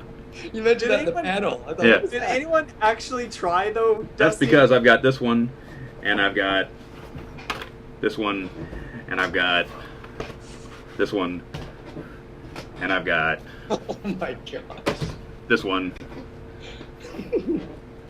and I've got this one, Jeez. and I've got Holy. this one. Oh my. So yeah, I'm not wearing a beret. How are they right there? You're great. They're literally at your beck and call. Do you just summon these hats to your hands? Yeah, it's easy. See, no problem. Oh, and you haven't seen the good one yet. My girlfriend, my skiing girlfriend, made this for me. Yeah, let's see it. It's late on the. Let's see, where is it? That's I like the throw of the hat. Yes, that's my snowboarding toque. Oh, there it is. Yeah. There we go. I like the little beanie thing. Yes. Or pom pom. I love this thing, dude. I go out on the freaking slopes and it's like, this is awesome. I get my glasses on. It's like, oh yeah, I have about the same. king toque, of the hill. King of the hill. Absolutely. Bobby, come on, Bobby. Come on, Bobby. Come on, Bobby. Come on. Bobby. God damn it, Bobby. God damn it, Bobby. But Dad, I like watching My Little Pony. You don't get to, Bobby. I sell apples and apple accessories. Yeah, that's a apple. Right. I don't think anybody got that joke. Propane accessories. Accessories, I yeah. did. She said apples, apple accessories. But anyways, from Saberspark, Dusty, can I What? borrow your cheerily keychain? You're my best friend. No. She is Tell- mine. Tell the story behind that one, because it's hilarious. You may not borrow my carol. Okay, this is the story, okay? Sunday night. Was it Sunday or Saturday? Saberspark, I don't remember. But anyway, very late we get back to Saberspark's room. We're all gonna like chill out. They're doing this documentary of their own, and I need to do an interview for it. I'm the last interview they need to do. So it's like almost 1 a.m. and I'm dead tired. I've been up and down this stinking hill like 10 times today. And we get back to his room, and I sit down, and we're waiting for them to come back because they stopped to get some beer at the 7-Eleven, which I'm sure is empty at the time. So I lay back on the bed, and I fall asleep. Okay? And I normally carry around my Cheerly in my front pocket on the right-hand side of my jeans. And she, like, rides there. So I basically fall asleep. Oh, no! Time out. You guys talk to someone. I gotta fix this. Well, okay, this is bad because Andrew went to the washroom. I'm back. Okay, he's back, good. Hey, Andrew, how's it going? Because Dusty's having problems or something. Horrible timing. I said I Horrible timing. You keep talking, Dusty, and then right when I'm in the bathroom, I hear, "All right, I gotta go." What the hell? Bumble! Bumble! Grab it! Okay, I fixed What it. you got? Hit me up. Fix it. But anyway, okay, I'm back. I'm sorry. I knocked the camera over. God, That's professional. what happens, yeah. I'm being professional here. But anyway, so I'm sitting there snoring, and then somebody said, "Oh, we should do something to Dusty." Oh, boy. So somebody told Saberspark, "Hey, why don't you take his Cheerly?" Right? And everybody knows Cheerly is mine. You don't touch Cheerly. So he goes, "YOLO, I'll do it." So he goes over and he's like creeping up. He gets really close, right? And then Cowboy Dave kicks open the door and goes, "Housekeeping!" And I wait, and I grab the Cheerlies like I knew what was going on, right? I had no idea. I just got up and like, and everyone lets loose. They're laughing their butts off. They're on the floor, laughing. And I'm thinking they've done something like right on my face or something with a Sharpie. So I like get up. I'm going to bed. I leave the room. Unknown to me, my leaving the room, they thought I was gonna kill them. I was gonna come back with a hockey stick or something. I was like, no, I went to my room, made sure I had everything, made sure nobody wrote on my face, and it's like, okay, I went to bed. So for the next 8 hours, I guess Saberspark was like really scared I was gonna come and like berate him or beat him up or something. No, it was fine. I was just tired. See, even Dusty gets tired. Yes, it was hilarious, but I can fix this camera. There we go. We're all only human. We're all only human. Like, yeah, I'm only human. I knocked my own camera over. There you go. In the middle of a very professional podcast with a very big name voice actor, what do? I knock my camera over. Don't. Hiya, Homer. Yes. That's Barney. Oh. Hey, Homer. You can do Mo, too. Hello, Homer. Oh, that's awesome. That was good. That was good. Holy cow. Next. This one is from Vigilant Watch to Andrew. Hello from the first ever Bro Hoofer. Oh, yeah. Vigilant Watch. I see you on my Twitter. Yeah, heck yeah. Hey. Hell yeah. This one is, hope you're doing awesome, he says. And the question is, what is the first thing you do when given a script? Ooh. Well, first, okay, so let's say, I guess we've already gotten the part. Mm-hmm. So if I get the script, I go through the script, read it all once. And then I'll go through each line, and I'll do it 3 or 4 different ways. So I'll find sort of the way that I think they're going to want it, the way that sort of I want to do it, sort of a different way, and then one other different way.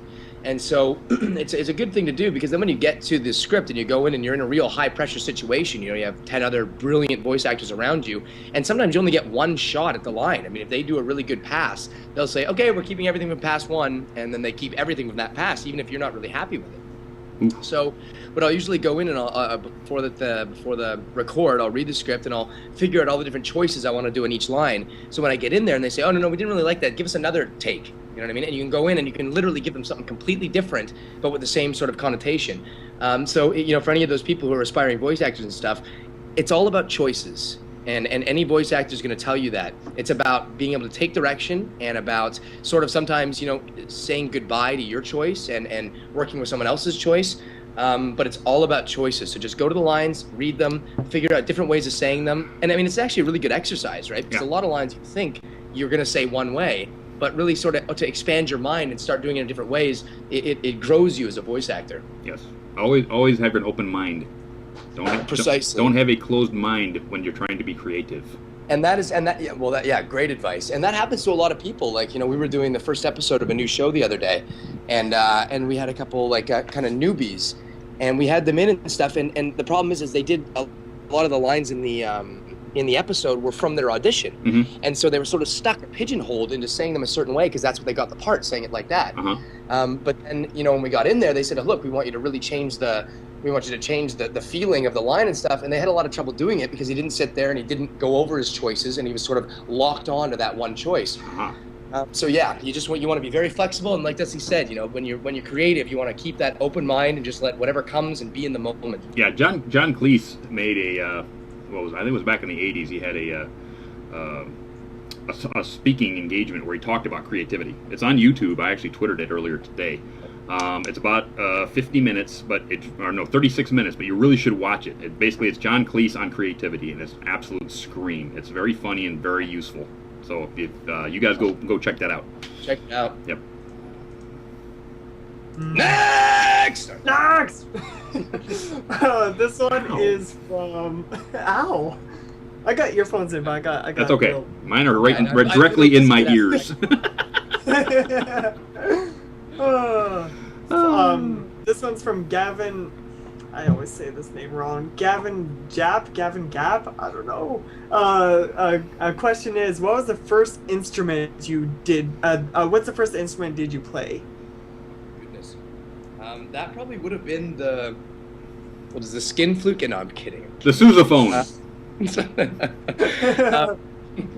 I think the recorder was the first thing that I ever played, and I think that's probably a lot of. I don't know if I wish it was the harmonica. I don't know if this was the same in the States and stuff, but up here, I forget what grade it was. I think grade 5. We had to learn the recorder. I don't know if that happens everywhere, but I remember there was a show we had, and I was on the cusp of being good enough to play in the show, and I didn't get cast. And so I went up to the teacher. I said, I really want to play the recorder of this show. And she said, all right, that's fine. You can play the recorder. And I'm pretty sure I'm that one guy who hit the wrong note at the wrong time and screwed it all up. She was so right. I had the same issue in 9th grade. They stuck everybody who put choir as an elective in the choir. So I'm in 9th grade in a choir, 60 voices, 5 guys. I'm the only bass voice, and I stuck out like a sore thumb. So she had to write me parts, and of course, whenever there was a 4-part harmony solo, guess what? We're gonna have the bass voice. So Dusty. So of course, the first concert we do, right up in front of all these people, my parents, all these people. What happens? My bass voice goes crack, right in front of everybody, and I'm trying to. And it was the Rose, right?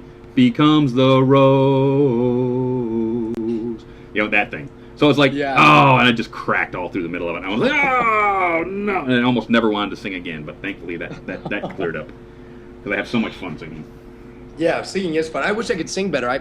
Problem is with my voice, I have a very low man in a journey throughout. I can go to this really low place and this high voice, but I don't have this middle ground. So a lot of times with singing, I get lost in that sort of middle ground. So something I need to work on. Yeah, I have the problem where I have a very high baritone.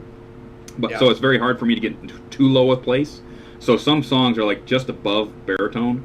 So I actually have to cheat by, if I'm going to do a song, I put it in Audacity and I basically jack it up an octave, so it forces me to sing it high, and then I'll jack it down, and then I'm correct. So my ear needs to be tricked so that I will actually sing in the right key. Sometimes. Yeah, so you sort of got to trick your voice. Yeah, I got to trick my voice into doing it correctly, and then I go ahead and mess with it in Audacity, and it's fine. And you know that's actually good for aspiring voice actors out there as well. It's all about tricking your voice. Mm-hmm. You know what I mean? Like you have your voice and just learn little ways of tricking it. Yeah. A lot of times too, like when I'm in front of a microphone, I feel like when I need to be loud, I have to be really loud and scream it out for that to actually convey. Right. But a lot, you sort of, it's tricking your voice, and it's tricking sort of how the noise is coming out of your voice. So you can do really loud, and you can still. I could still do it like this, and it sounds loud, but it's a lot less quiet. A lot I'm less almost quiet. whispering it, right? Yeah. Or a lot more quiet. Yeah. So you got to learn to trick your voice and learn different ways you can manipulate your voice to sort of convey what you want without actually having to do it. Cool. Hey, Andrew. Yo. We are at 6:30, which is the time that I asked for you to be here. Do you feel like sticking around a little bit longer? Oh, are you kidding me? I got nowhere to go. This is awesome. I wouldn't leave. Yeah. Great. I wanted to make sure it was cool with you, dude. Okay, so we're going to go a little longer. So, Sweet. everybody out there, Hank, stick around. We're going to go a little bit longer. So, Well, that's like a lot of questions. do it, Screwy. Do it. This one, I knew Saber was going to bring this up. I just want to bring it up because it's hilarious. We were all of us I think it was the last night, we decided to all eat at Denny's. So I decided to this is my first time eating, well, not really my first, but I want to try something American. Something that is definitely like America. So I saw a double cheeseburger. So I'm like, yeah, you know what? That's what I'll get. I'll get the double cheeseburger. It's like this big. It's just, my God. And Screwy's this little guy. Yeah, right. To have your weight, Screwball. It pretty much takes up my weight. Yes. Such a skinny guy. The funny part, Andrew, is trying to watch him wrap his mouth around this sandwich. It's like, how do I attack this thing? Yeah, how do I attack it? I'm looking at all angles. I'm like, how do I do this? And then so I squeeze it as hard as I can, and then I bite. And the thing is that this thing was so loaded on grease, it went all over my hands. And what was bad is that my Canada cape was acting like a bib, so it went all over my Canadian cape. And then so Saber asked, were you able to get the American grease stains out of your Canadian flag? Because I just desecrated my Canada cape with American grease. American grease. Oh, America. No. I'm surprised I didn't just run off like oil and water. Like it didn't go together. It just drenched. It was awesome. And then here I am holding up my hands. I'm like, America! And everyone in the entire restaurant are just looking at me with really weird faces. Say America, and everyone. Yeah. I was about to, but I say buck, yeah. Buck, yeah. The funny thing is, we should have started singing "Blame Canada." Blame Canada. Blame Canada. No, sorry. Shut it, Dusty. Sorry. Don't even. Those two guys good. Next. This one's from Sketchy Sounds. Question for you, Francis. Buck, aka Brony UK Con, has already announced when they'll be on next year, August 23rd to the 25th, 2013. You've got a year to plan. Reckon you'll make it? Oh my gosh. So where is that con? That's in It's England. in England. Oh my God. I want to go. I love England. I've been there. I went there once with my family for a week, and then I went there for a few days. We were in Soho for a little bit, and then I went over to Berlin for a day. I love it over there. I was so stoked. And now that I know that that's happening, I'll ask around to the other voice actors too to see who's going, and I'll look into it. That'd be so amazing. I love it over there. It's so much fun. But you know what I love, and Dusty and Scuba, you might agree with me, is like over here in Canada. I don't know if you know, but in Vancouver, there's such guidelines on drinking and being merry with people. Yeah. Yes. And like you have to be behind like a gated fence with a lock, and it's bad what you're doing, and stay away from the public. Whereas go to the beer store to get your beer. Yeah, precisely. You have to, and then their clothes, like their hours are ridiculous. They're never open. Never open. And in London, I mean, it was kind of an eye opener. You go there, you grab your beer, and then you go back outside onto the street where everyone is. Just drink. Right? and just drink and have fun, and so that I just love sort of the lifestyle and the feeling over there. And we're so sort of kept in a pen over here in Vancouver. So yeah, I'd love to come. That'd be awesome. Yeah, I grew up in Michigan, and my hometown was on the St. Clair River, right next to Ontario. So a bunch of me and my friends would jump in the boat, and we would zip across the water till we knew exactly where we could dock, so we could send one guy with cash over to the beer store, which was 2 blocks away, and he would buy the Molson Canadian and the 50 and run back, jump in the boat, and we'd run back and have the OPP chase us all the way back across the border. Oh my gosh. Yeah, so it was kind of fun. It was sort of like they would sit there and wait for us to get back in the boat. They wouldn't come over and actually do anything. It was basically, okay, let them have their beer. We'll chase them back to the other side and everything. Cool. And we had this there was this big shoal out in the center of the river, right? We never knew whether it was on the Canadian side or the American side. So we'd basically shoal the boats, and we'd sit there in about waist-deep water, drinking beer and playing ball and having a great time with the girls. It was like, awesome. It was awesome. Yeah, that sounds great. You know what? Boats, beer, and girls, it's win-win-win. Win-win-win. Mm-hmm. Nothing wrong. Sketchy likes to say, actually, that if you really want to go, he could get in touch with the chairman or vice chair. Yeah. Oh my gosh, I would love that. A little foot in the door. Tell foot in him the door. Do it. I would love that. Do it. Yeah, do it. Foot in the door. Oh, by the way, Sketchy, I'd like to go too. Yeah, get Dusty and Screwball, get him, do this. So you can stay Brony My Friends in the UK. There you go. UK edition. The UK edition.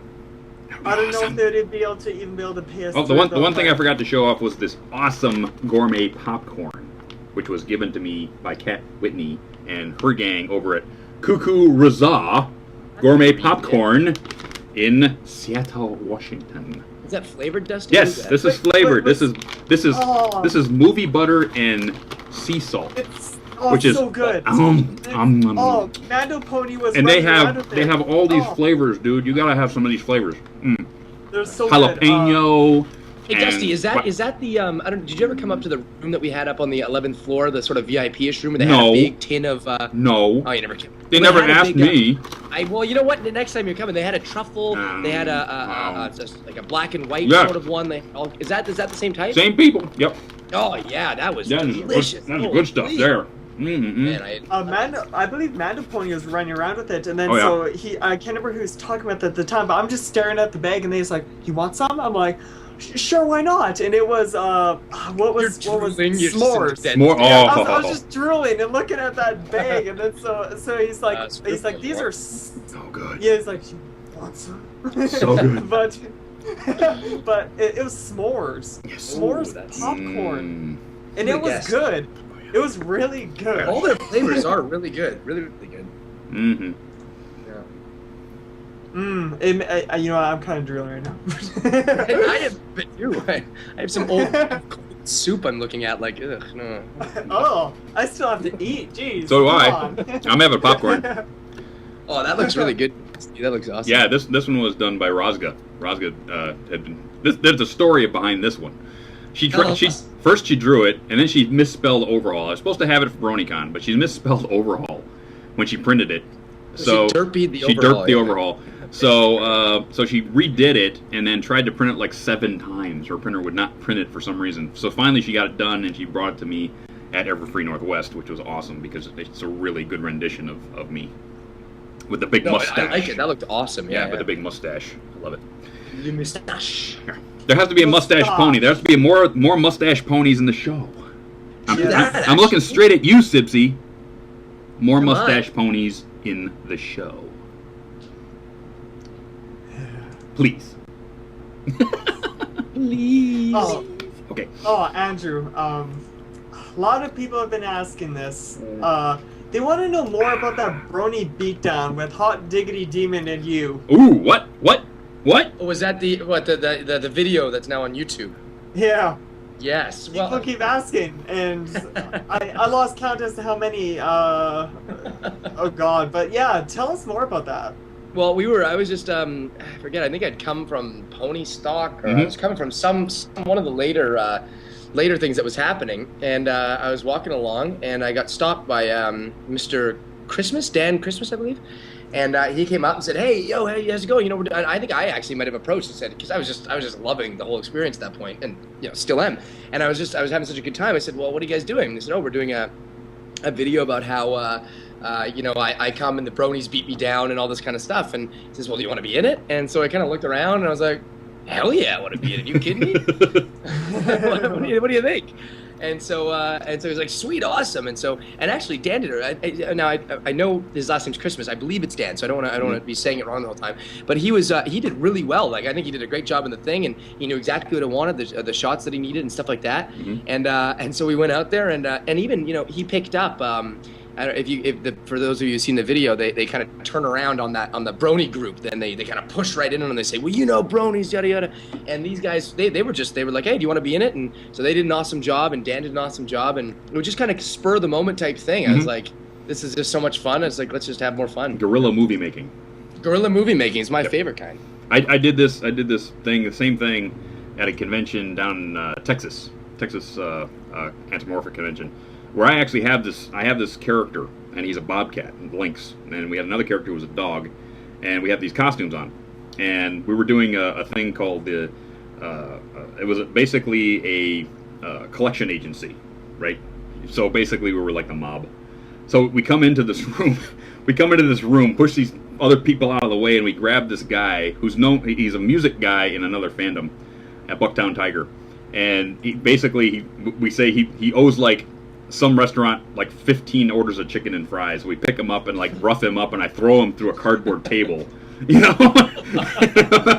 would not run into you in a dark alley. It was freaking awesome. It's like and then we made a mock film of it. We left a camera on the table, and we like made it all grainy and black and white, and it's like, here's the security tape footage of it, and people were going, "Oh my God, you guys beat up Bucktown." It's a joke, people. God, it's a joke. He was in on it.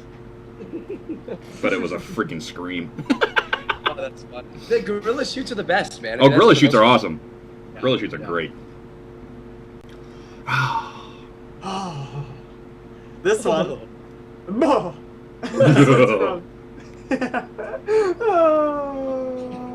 Okay, this is from Mac Attack from Twitter.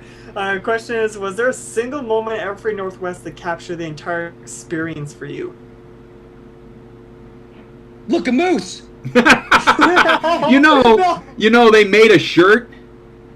If you go to We Love Fine right now and look up "Look a Moose," there's a T-shirt that they made specifically for that. Oh my goodness! It's got a moose with a space needle behind it. It says "Look a Moose." That's so funny. That is and I've been getting in my Twitter. I've been getting a bunch of moose pics, like real moose, like a real moose on the road, or fake moose and stuff. But the funny part was when I forget who I was hanging out with. I think it was with Roy and with Roy G. Bibb and a few other people, and we were out sort of just out front of the Holiday Inn, and we were sort of talking about that, and we kind of I forget what sort of spurred it, but we were talking about it, and we look over, and another guy who now I speak to on Twitter as well, Roy, who, I mean, you've seen the pictures of him, and with his hands started looking like a moose. Right. We sort of looked over, and I guess he kind of caught on what was going on, and he was just standing there at the door with these pretend antlers on his head. And someone just went, "Look, a moose." Because it was a real freaking moose. He almost looks like a moose. And so that was one of those times where, it's so fun when old jokes come back, and right then it just sort of like, it was explosively funny. Oh yeah. When old jokes basically break you in half. Yeah. The reoccurrence of an old joke is the best. Yeah, I've done that. I'd be in the middle of a hotel room and we're playing some game, and it's like all of a sudden it strikes me so funny I can't stop laughing. You start hurting that you're laughing so hard you can't stop. And your face is all your face is clenched up, and your rib is starting to hurt, and it's like, oh, those are the best. And you know what also I liked too was before I really had an idea of what the whole con was going to be about, listening to Hans up in the opening speech and stuff, and just started talking about sort of the qualities of what these cons are sort of based on, and the thing that everybody is loving about it, the thing that we all get. And I really sort of, it was nice hearing him sort of, bring that to light. And I mean, that was my first sort of, that was the first time I sort of heard about that. So it was fun hearing his sort of speech and just hearing everybody sort of coming together, and it really made me excited for the weekend. The thing the one thing that hit me was the last panel when this little girl who was dressed up as Daring Do and she had her own handmade Celestia that she made herself. Her mom helped her make. And she came up to the microphone. She was the last person who was going to speak and was going to ask a question, and she was so frightened and ran away. And she ran away from the microphone, and Nicole Oliver, like that, ran to that little girl and made sure that she was okay. And made sure that she signed her Celestia, and she talked to her and made sure that everything was all right. And it was like that, in and of itself, is what this whole fandom's about. No doubt. Okay? Well, you don't say stupid things about the voice actors. You don't use slurs. You don't do crude jokes about, the child voice actors. You don't do that stuff, okay? That's just wrong. I'm saying it right here and right now. Which is one of the reasons I did the honesty song. You don't do that underhanded bull crud because we're better than that, okay? Yeah, it might be funny on the internet, but guess what? Not everything on the internet is funny. Yeah. Okay? So. Too true, man. Too true. So, we all want to get in touch with our inner 12-year-old and be happy and have fun, but there are certain things you need to be above of, okay? Yes. So let's be above it, please. And thank you. Please. Thank you. And thank you. But Nicole, that's great of Nicole, too. Nicole, Absolutely. again, is one of the pros of Vancouver. She's been around for forever, and she's one of the kindest ladies out there. Yes. So that sounds... And she took time out of her busy schedule to come down for one day for us. Yeah, for one day. For I know. one day. Yeah. 100%. Nicole is an amazing person. When we did the Voices panel, there was one real shy girl. She had an amazing daring do outfit. Oh, I'm sorry. I got to break in. Final Draft just called me on the phone. I didn't pick up. I didn't know who it was. That's Mr. But Bernstein. Mr. Bernstein, yes. Mr. Bernstein.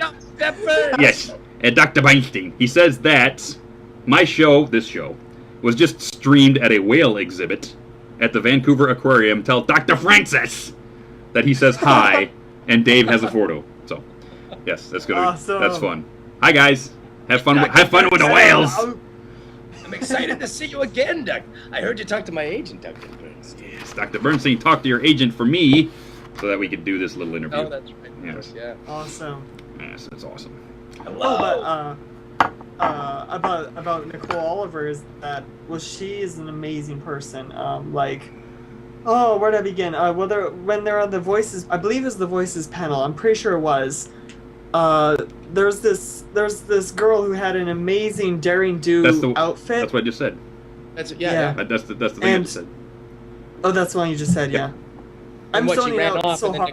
Nicole ran off after her, and just made sure she was okay. And that's Nicole. Yeah, and the girl, and I find out later the girl is slightly autistic, so that's why she froze up. But Nicole is kind of like our mom too. We work on a few shows together, and Nicole is just the mom, and I mean that in in the most hot and sexy and best way. You know what I mean? Like she's like that. She's just your hot mom. She's just a really cool lady, and she is just so kind and there for you. I mean, we've had lunch a couple times, just talk about what's going on in our life. You know what I mean? Like that. It doesn't surprise me in the least that she would do something like that. Yeah.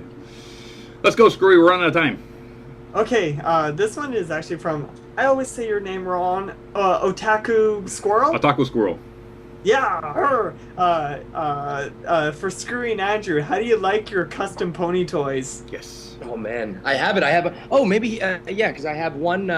I believe it's a Twilight with a custom tail and a custom mane, which is pretty cool. Yep. Mm-hmm. I have my Fluttershy right here in my hands. Yep. It's amazing. I can see mine. It's sitting right. I have like a little weird sort of My Little Pony shrine now on the side of my room where I'm putting all the things that I get. So anybody who gives me a gift, it's going to go into my little glass sort of shrine that I have here.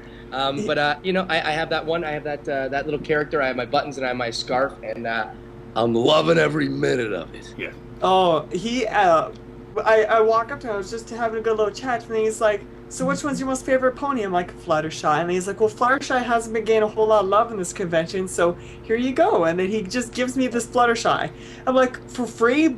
Dude, this thing's like expensive. I should pay for it. He's like, no, take it. And I've never felt so happy.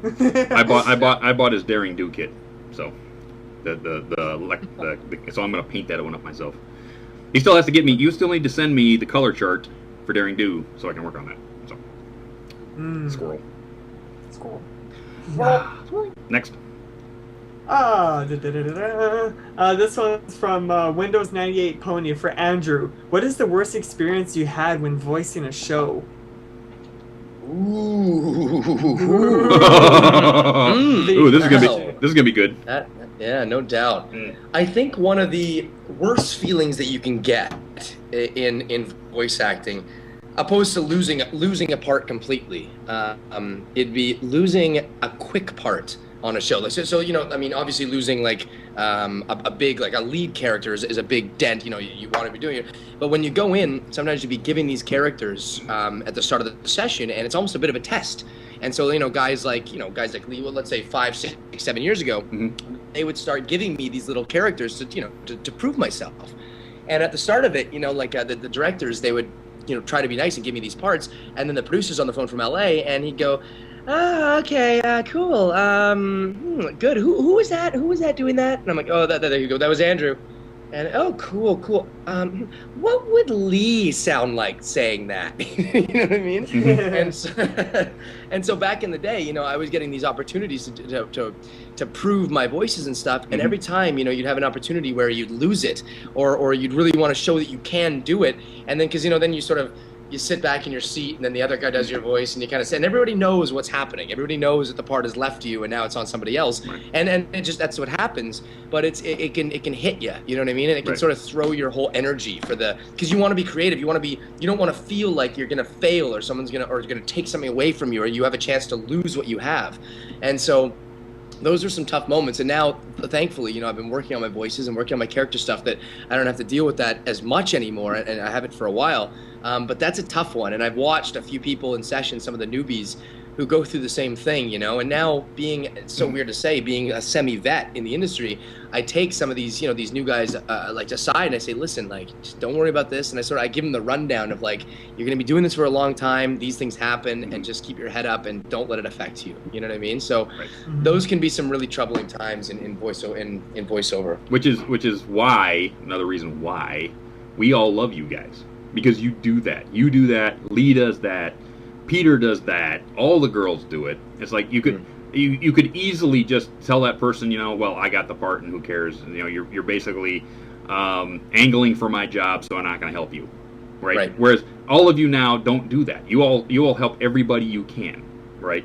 Earlier in this interview, you said that if there's a part for your show, if it gets funded, then you're going to bring me in. You don't know me from Adam. You've never heard me voice act before, but you're going to help me do that. I just feel the love if that happens, I feel right? Love, yeah. And I've actually got a voice acting part I'm going to show you later. But sweet. It's like, send me up. But you know, you want to help, you know, whereas, you know, you don't have to, because that's people taking your jobs, but you do anyway, and that's what makes us as fans love you guys even more.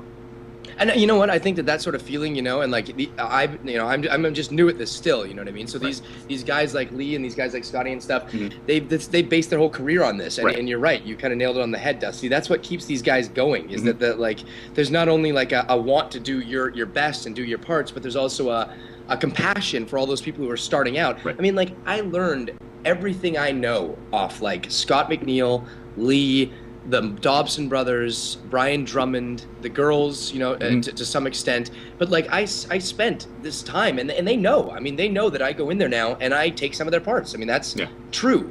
And there's no resentment, there's no animosity. It's like, we taught you, and we love having you around, and like, let's all be merry together. Yeah, let's all have there's no room for selfishness in this business. Yeah. Let's all have a good time, and it makes the show better when everyone's having a good time. That's what it's about. That's the most important part. Yeah. Cool. Let's go. Screw it. Let's go. I'm going.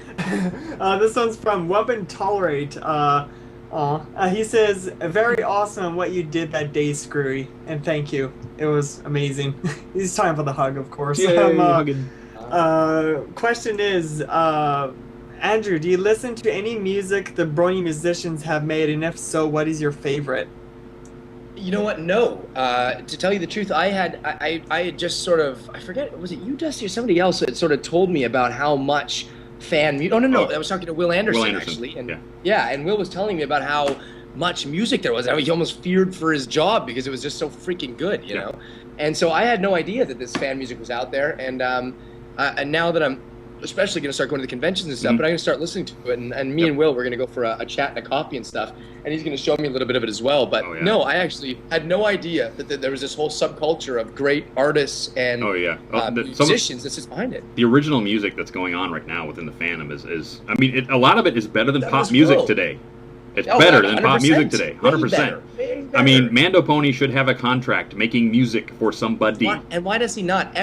Powers that be. Yeah. Well, Mando Pony. Yes. Come on. Yes. Andrew Stein needs a contract making musics right now. Without a doubt. All the musics. All the musics. He's actually on his way back to Illinois right now. So he left Vancouver and he's on his way back to Illinois for something.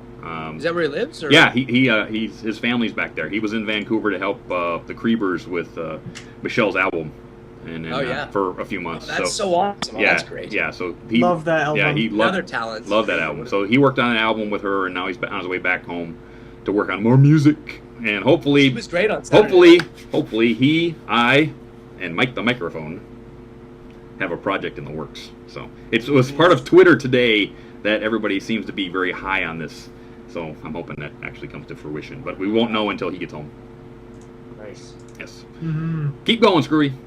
This one's from Xander Locke. Hope I said that name right.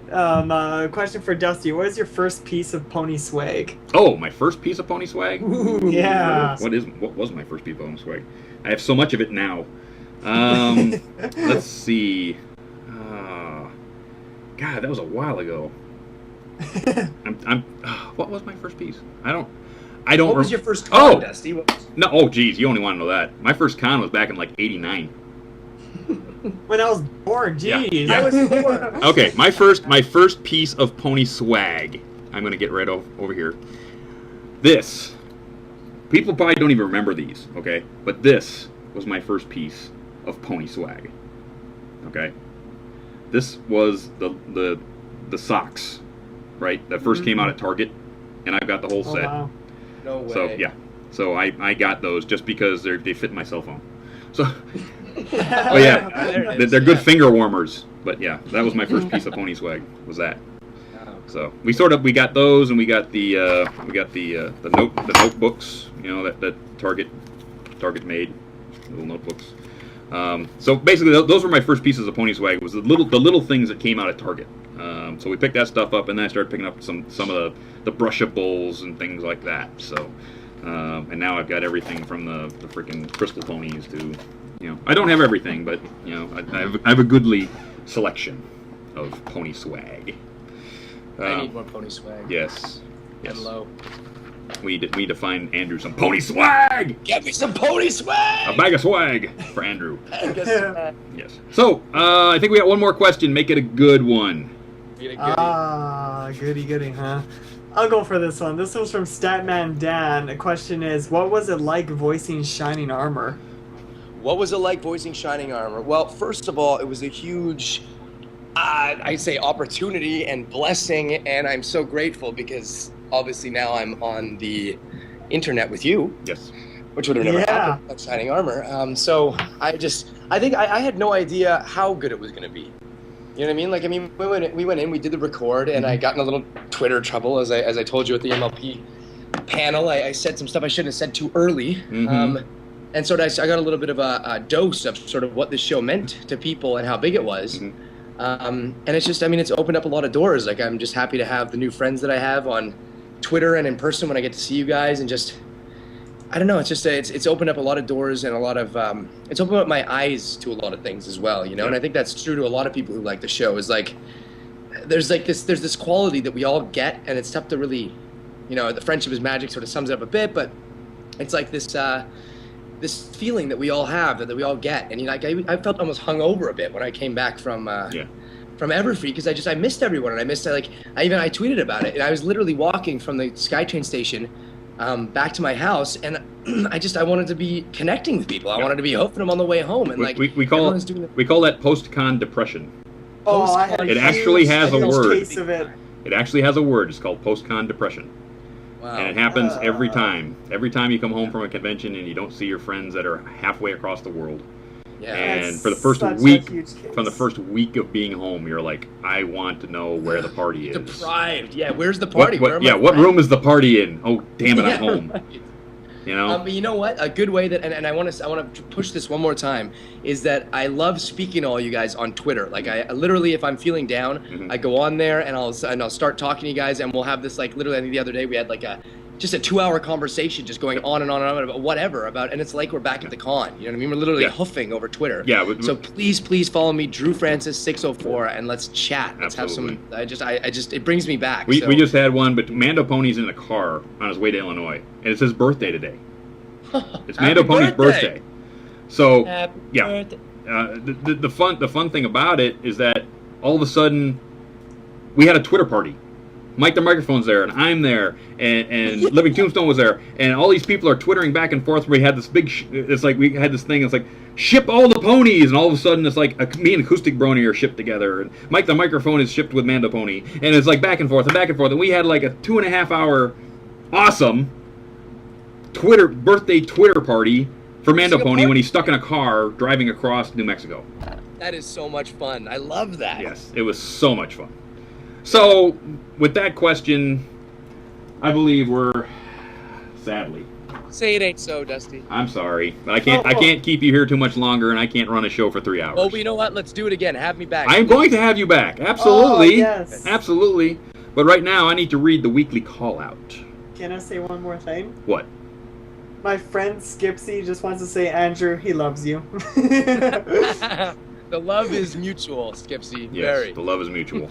So we're going to do the weekly call out of shows that you're going to be able to see right here on Everfree Radio.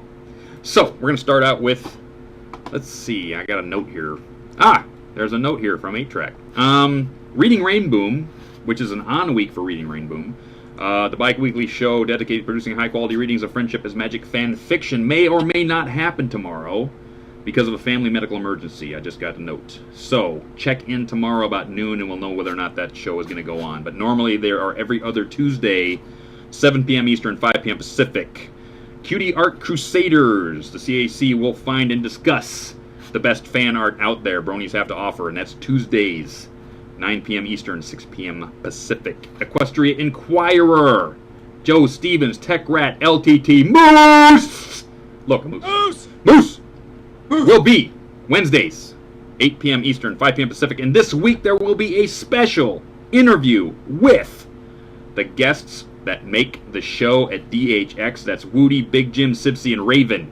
Whoa! You don't want to miss that. Such awesome. Such awesomeness. Sketchy Sounds will then be on Thursday, 11 a.m. Eastern, 2 p.m. Pacific. For 2 hours live, he will play for you. Brony Breakdown with Saber Spark and Paleo is Thursdays, 7 p.m. Eastern, 4 p.m. Pacific. Then, Lunar Republic Takeover, which is the all-request music show by Your Queen and Mine, Nightmare Moon. Yeah. Fridays, 7 p.m. Eastern, 4 p.m. Pacific. New show, One Tricks Mixology, will be right after that. And that's Fridays, 9 p.m. Central Time, right after the Lunar Republic Takeover. And then Saturday Night Songs with Michelle Krieber will still continue to go on when Michelle has something she wants to show. So I'm not sure they're going to be on this week, but check in later in the week, and that is every Saturday night. Michelle will have something for you. Now that her album's out, maybe she will talk about her sales or anything like that. And that's usually Saturdays, 4 p.m. Eastern, 7 p.m. Pacific. So, with that, we are about done. So, Andrew, thank you so much for your time. Hey, this appreciate evening. it. So much fun. Absolutely. And if you guys want to chat, I'll be on Twitter after DrewFrancis604, and we'll talk about the show. Yep, we'll talk about the show. Andrew's going to be there. You know, I'm sure me and Screwy will start popping into. So, with that, for everyone here at Everfree Radio, for Andrew, for Thank Screwy, you guys. Love you. Yes, absolutely. Love you. Love you Love too. you. And I'm sort of waiting for live stream that's derping, waiting until I can play the ending clip. So, I'll see you next week with another episode of Stay Brony, my friends. Until then, peace. Good night, sweetheart. Well, it's time to go. Good night, sweetheart. Well, it's time to go. We hate to leave you, but we'll be back soon. Good night, sweetheart. Good night. Good night, sweetheart. Good night. Yeah, wasn't my fault that I got it. My name is You're watching Everfree Radio. Yeah. Nice. Wait, what?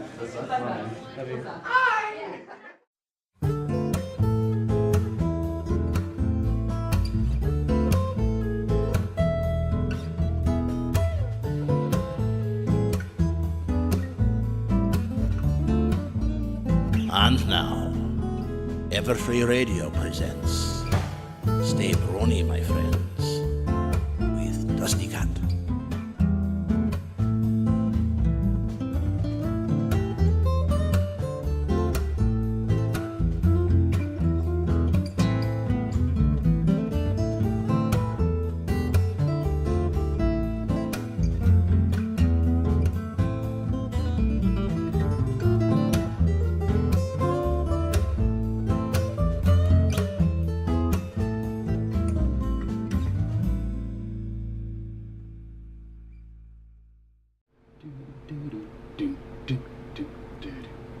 Oh, hey!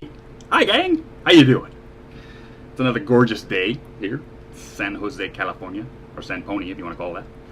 And we are here on another Monday night, 1 week away from Everfree Northwest. You like the glasses? You like them? Yeah. Carradine got me these. I don't know where he got them from, but they're awesome. So, how is everybody out there in the land today? Because I'm doing awesome. Because with me tonight, I have one Mr. Andrew Francis. Andrew! Well,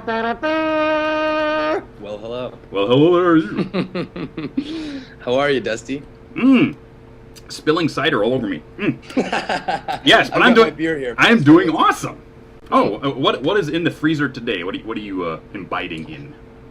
You know what? It sounds really cheesy, but we have a whole bunch of Heineken sitting around, so I just came up to my bedroom. I brought like 6, and I think we're gonna have a good time. I got 2 with me, so I'm doing good. Good. It's gonna be great. So what we're gonna do right now is everybody who watched my show knows that I did an Epic Con video for BronyCon. So I did the same thing for Everfree. So we had a little trouble today trying to get that uploaded because of IVP 6 came up and Java went screwed up or whatever, but we fixed it. So we're going to play this little video right here using the awesome music of Acoustic Brony and Mando Pony. So we're going to be back in just about 6 minutes because you guys are going to dig this. So we'll be right back.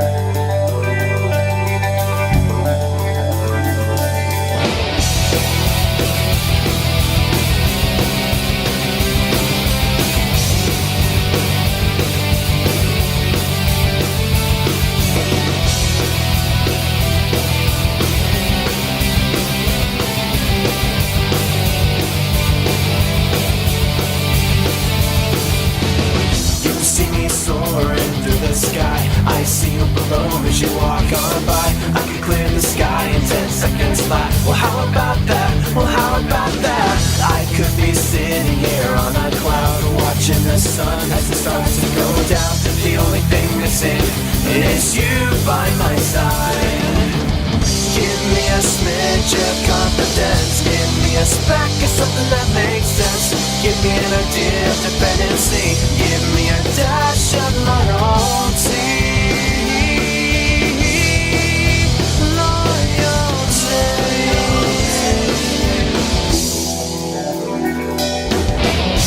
I can see my lonely soul here.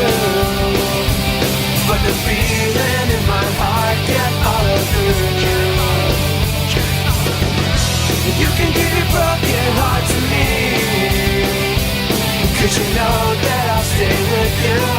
That's why they call me loyalty. Loyalty.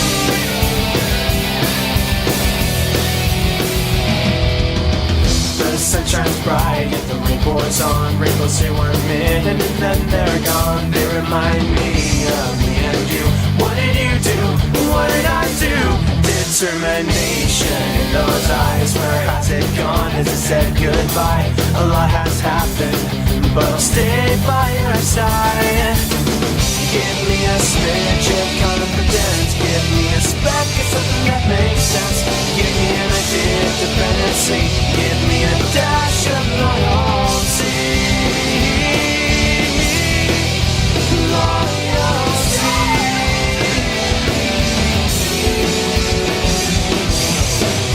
I can see my lonely soul for you, but the feeling in my heart can't follow through. You can give your broken heart to me, 'cause you know that I'll stay with you. That's why they call me loyalty.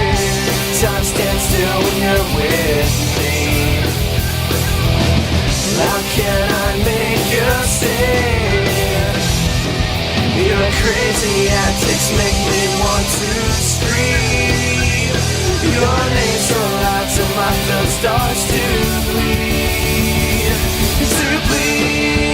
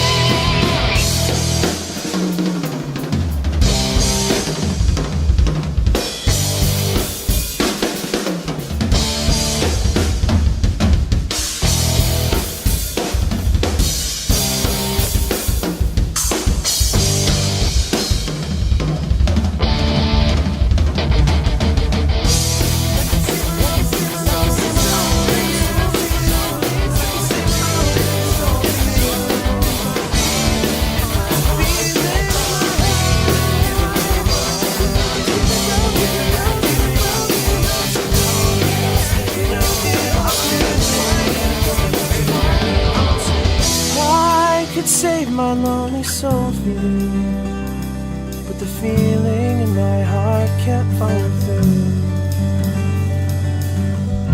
You can give your broken heart to me, 'cause you know that I'll stay with you. That's why they call me loyalty. I can save my lonely soul for you, but the feeling in my heart can't follow through. You can give your broken heart to me, 'cause you know that I'll stay with you. That's why they call me. I can see my lonely soul for you, but the feeling in my heart can't follow through. You can give your broken heart to me, 'cause you know that I'll stay with you. That's why they call me loyalty.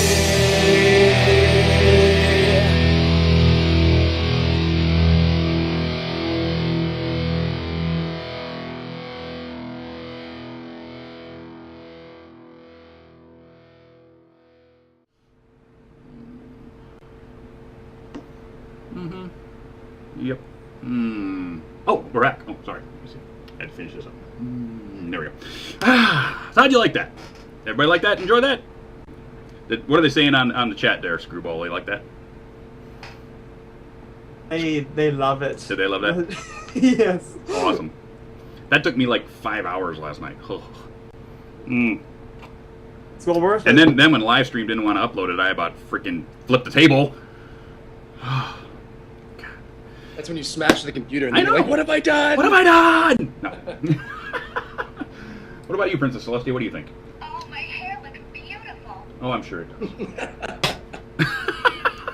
Yeah, that sounds about right. Yes. I really, you know what? I need to tear one of these apart and see if I can like reprogram its chip and actually put Nicole Oliver's real voice in this. Yeah. Because that would be having her sound like that. It's like math is hard. I don't like that. Andrew. Yo. Oh, thank you for joining us this evening. Oh, I'm so stoked. It's Taking awesome. taking time out of your busy schedule. And I know you had two lovely appointments today. I did, yeah, a couple auditions. I'm feeling a little bit under the weather, but I pulled them out, yeah. Oh, awesome. Yeah. We're gonna go down this list. See this list? It's a huge. This is only a partial list of what this man has done in his career. So we're gonna go way back. Let's bore them. Let's bore them. You started in like '89. Yeah, so some of the shows that I started in 89. 89. I sort of started when I was 6, so 91 is sort of when I came in. I think the reason that it says 89 is because the show started that year. In 89. But okay. Yeah. So there was Mike the Microphone will like this one. Yoridin Samurai Troopers. Samurai Troopers. And then in 90... That's right, we did a ton of those episodes. Yes. And then we did 92 Dragon Ball Z, which Jax Blade's going to lose his mind. Dendy, is that how you say it? Dendy? Dende. Yeah. And the problem with that is we did a lot of those episodes up here, and then they decided at one point to move it down to Dallas, and they recast everyone. And apparently their website just crashed because so many people went on to complain, and then they brought it back years later when I was too old to even play Dende anymore. Oh yeah, because it says here you got back in it later in the decade. That's right. And then RoboCop Alpha Commando. I actually remember that show. 40 episodes of that. Yeah. Sabrina, the animated series, 65 episodes of that in 99. All kinds of various voices on that one, yeah. Oh, yeah. And then Card Captors. 2000 was a busy year for you because, let's see, Card Captors, Mobile Suit Gundam Wing, one of my favorite shows, Escaflowne, the movie, The Vision of Escaflowne, TV series, and Adventures of the Book of Virtues, which was 30 episodes. So a lot of those, Dusty, are ADRs that we would do at a studio called Ocean Studios, like kind of a big one out here in Vancouver. Right. And I guess they were really pumping out tons of stuff at that point because now sort of the ADR game here in Vancouver is really slowed down. There's probably maybe like 2 or 3. There's one really notable show being done right now that no one can talk about, and the rest are just a few little ones that are floating around. Before it was like Ocean would have 4 or 5 going. Well, who was it? There was a company in Dallas, Texas that was importing most of that stuff, and they went under. So basically, did they go under? They went under. Yeah. So basically, they were printing all the manga, and they were translating it and reprinting it here.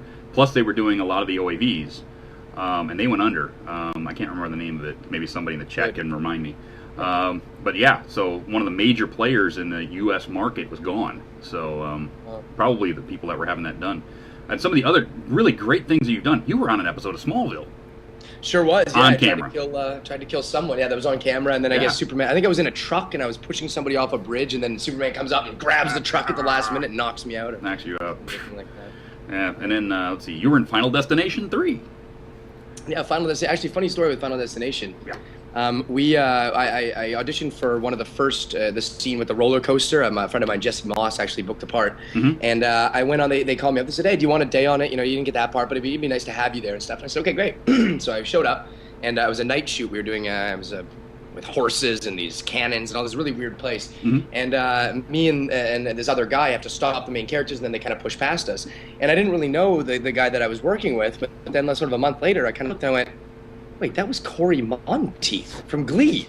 And he was on there for one day with me. And, that was the one job he did before Glee, right? So, oh, wow. Maybe I'm next. I'll get my singing voice ready. Yes. And then in that same year, you did an episode of Kyle XY, which was a decent show. Yeah, Kyle XY. Yeah, it was a decent show. Yeah, I was in Way at the Top. And I think 104, I played Preston, the guy who owned a big party house. And then the big thing that was in the late 2000s was Death Note.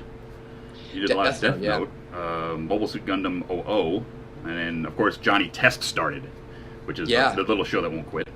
We did the 100th episode today. Wow. That's awesome. Wow. Yeah, I saw a Twitter pic from Lee Tokar with you guys in the room. Yeah. That was kind of cool. And then you were on an episode of Psych. I've done episode of Psych. I played Dickie. Dickie. Yes. Dickie. That guy. Yeah. And of course, that little show that wouldn't quit, My Little Pony. Hey, I know that one. Yeah, I know that one. And then we went into Voltron Force. Voltron, yeah, we did our first season of that. You know, they kind of, there's some weird sort of glitches with that. They spent a lot of the money, the animation money, on the formation of Voltron, which looks so badass. Yeah.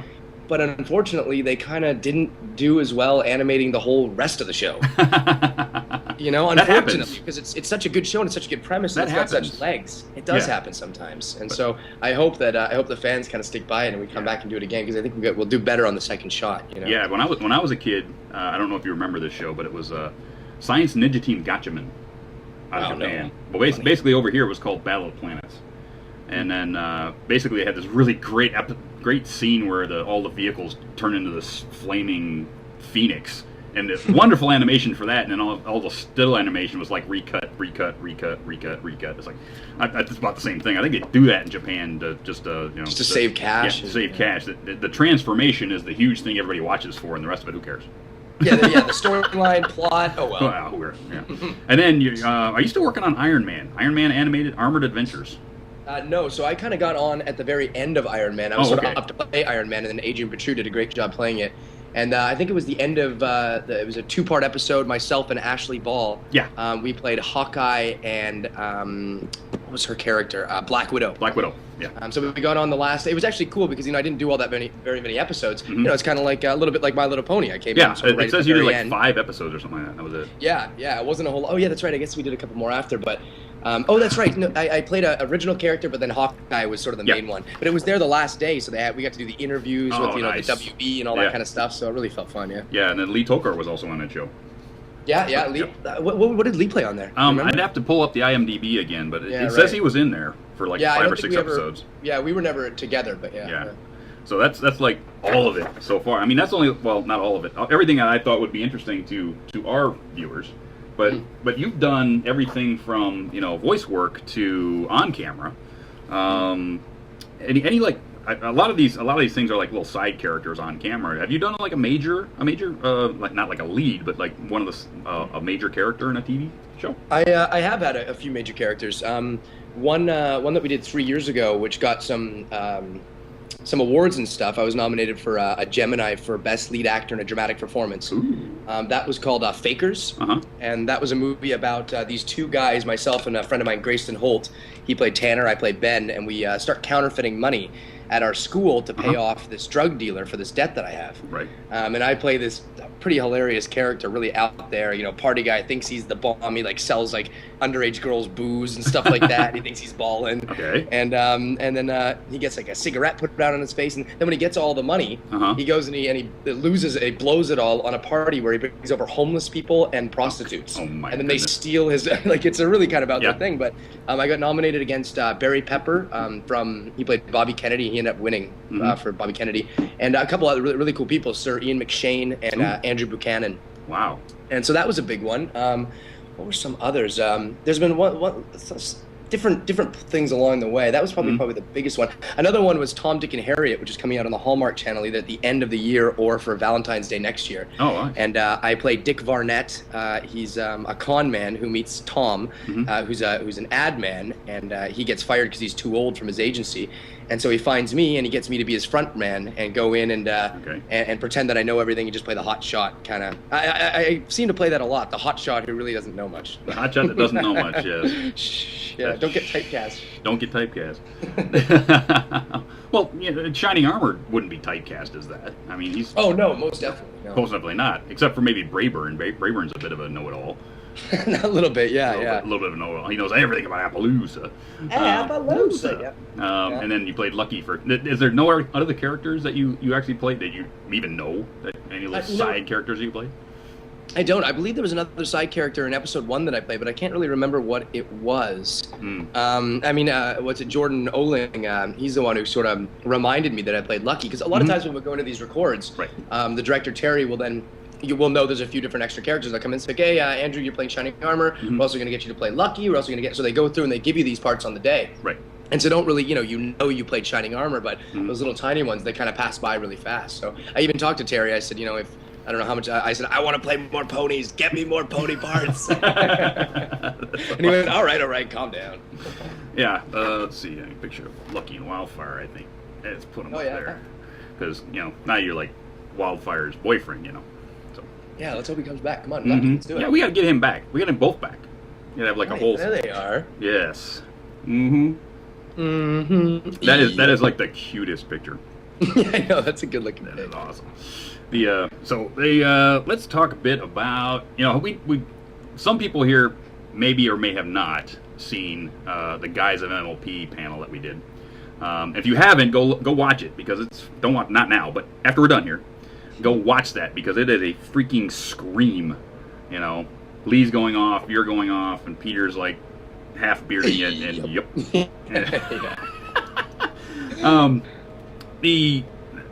A little bit of more about when you get the guys in the room. The girls have always said it's a bit of a different dynamic when you get the guys in the room with them. Big time. Explain a little bit about how that feels, how that works. Well, you know what, and it's totally true. It totally is a different dynamic. We were doing a show. I sent sort of a top secret tweet. I don't know if you guys saw that, of us all standing around. Yes. And then I got a bunch of warnings. Watch out! Look out! There's Snoops! Look out! But I was in there, and I think Kathleen Barr was the only woman in the room. It was like myself, Lee, the Dobson brothers.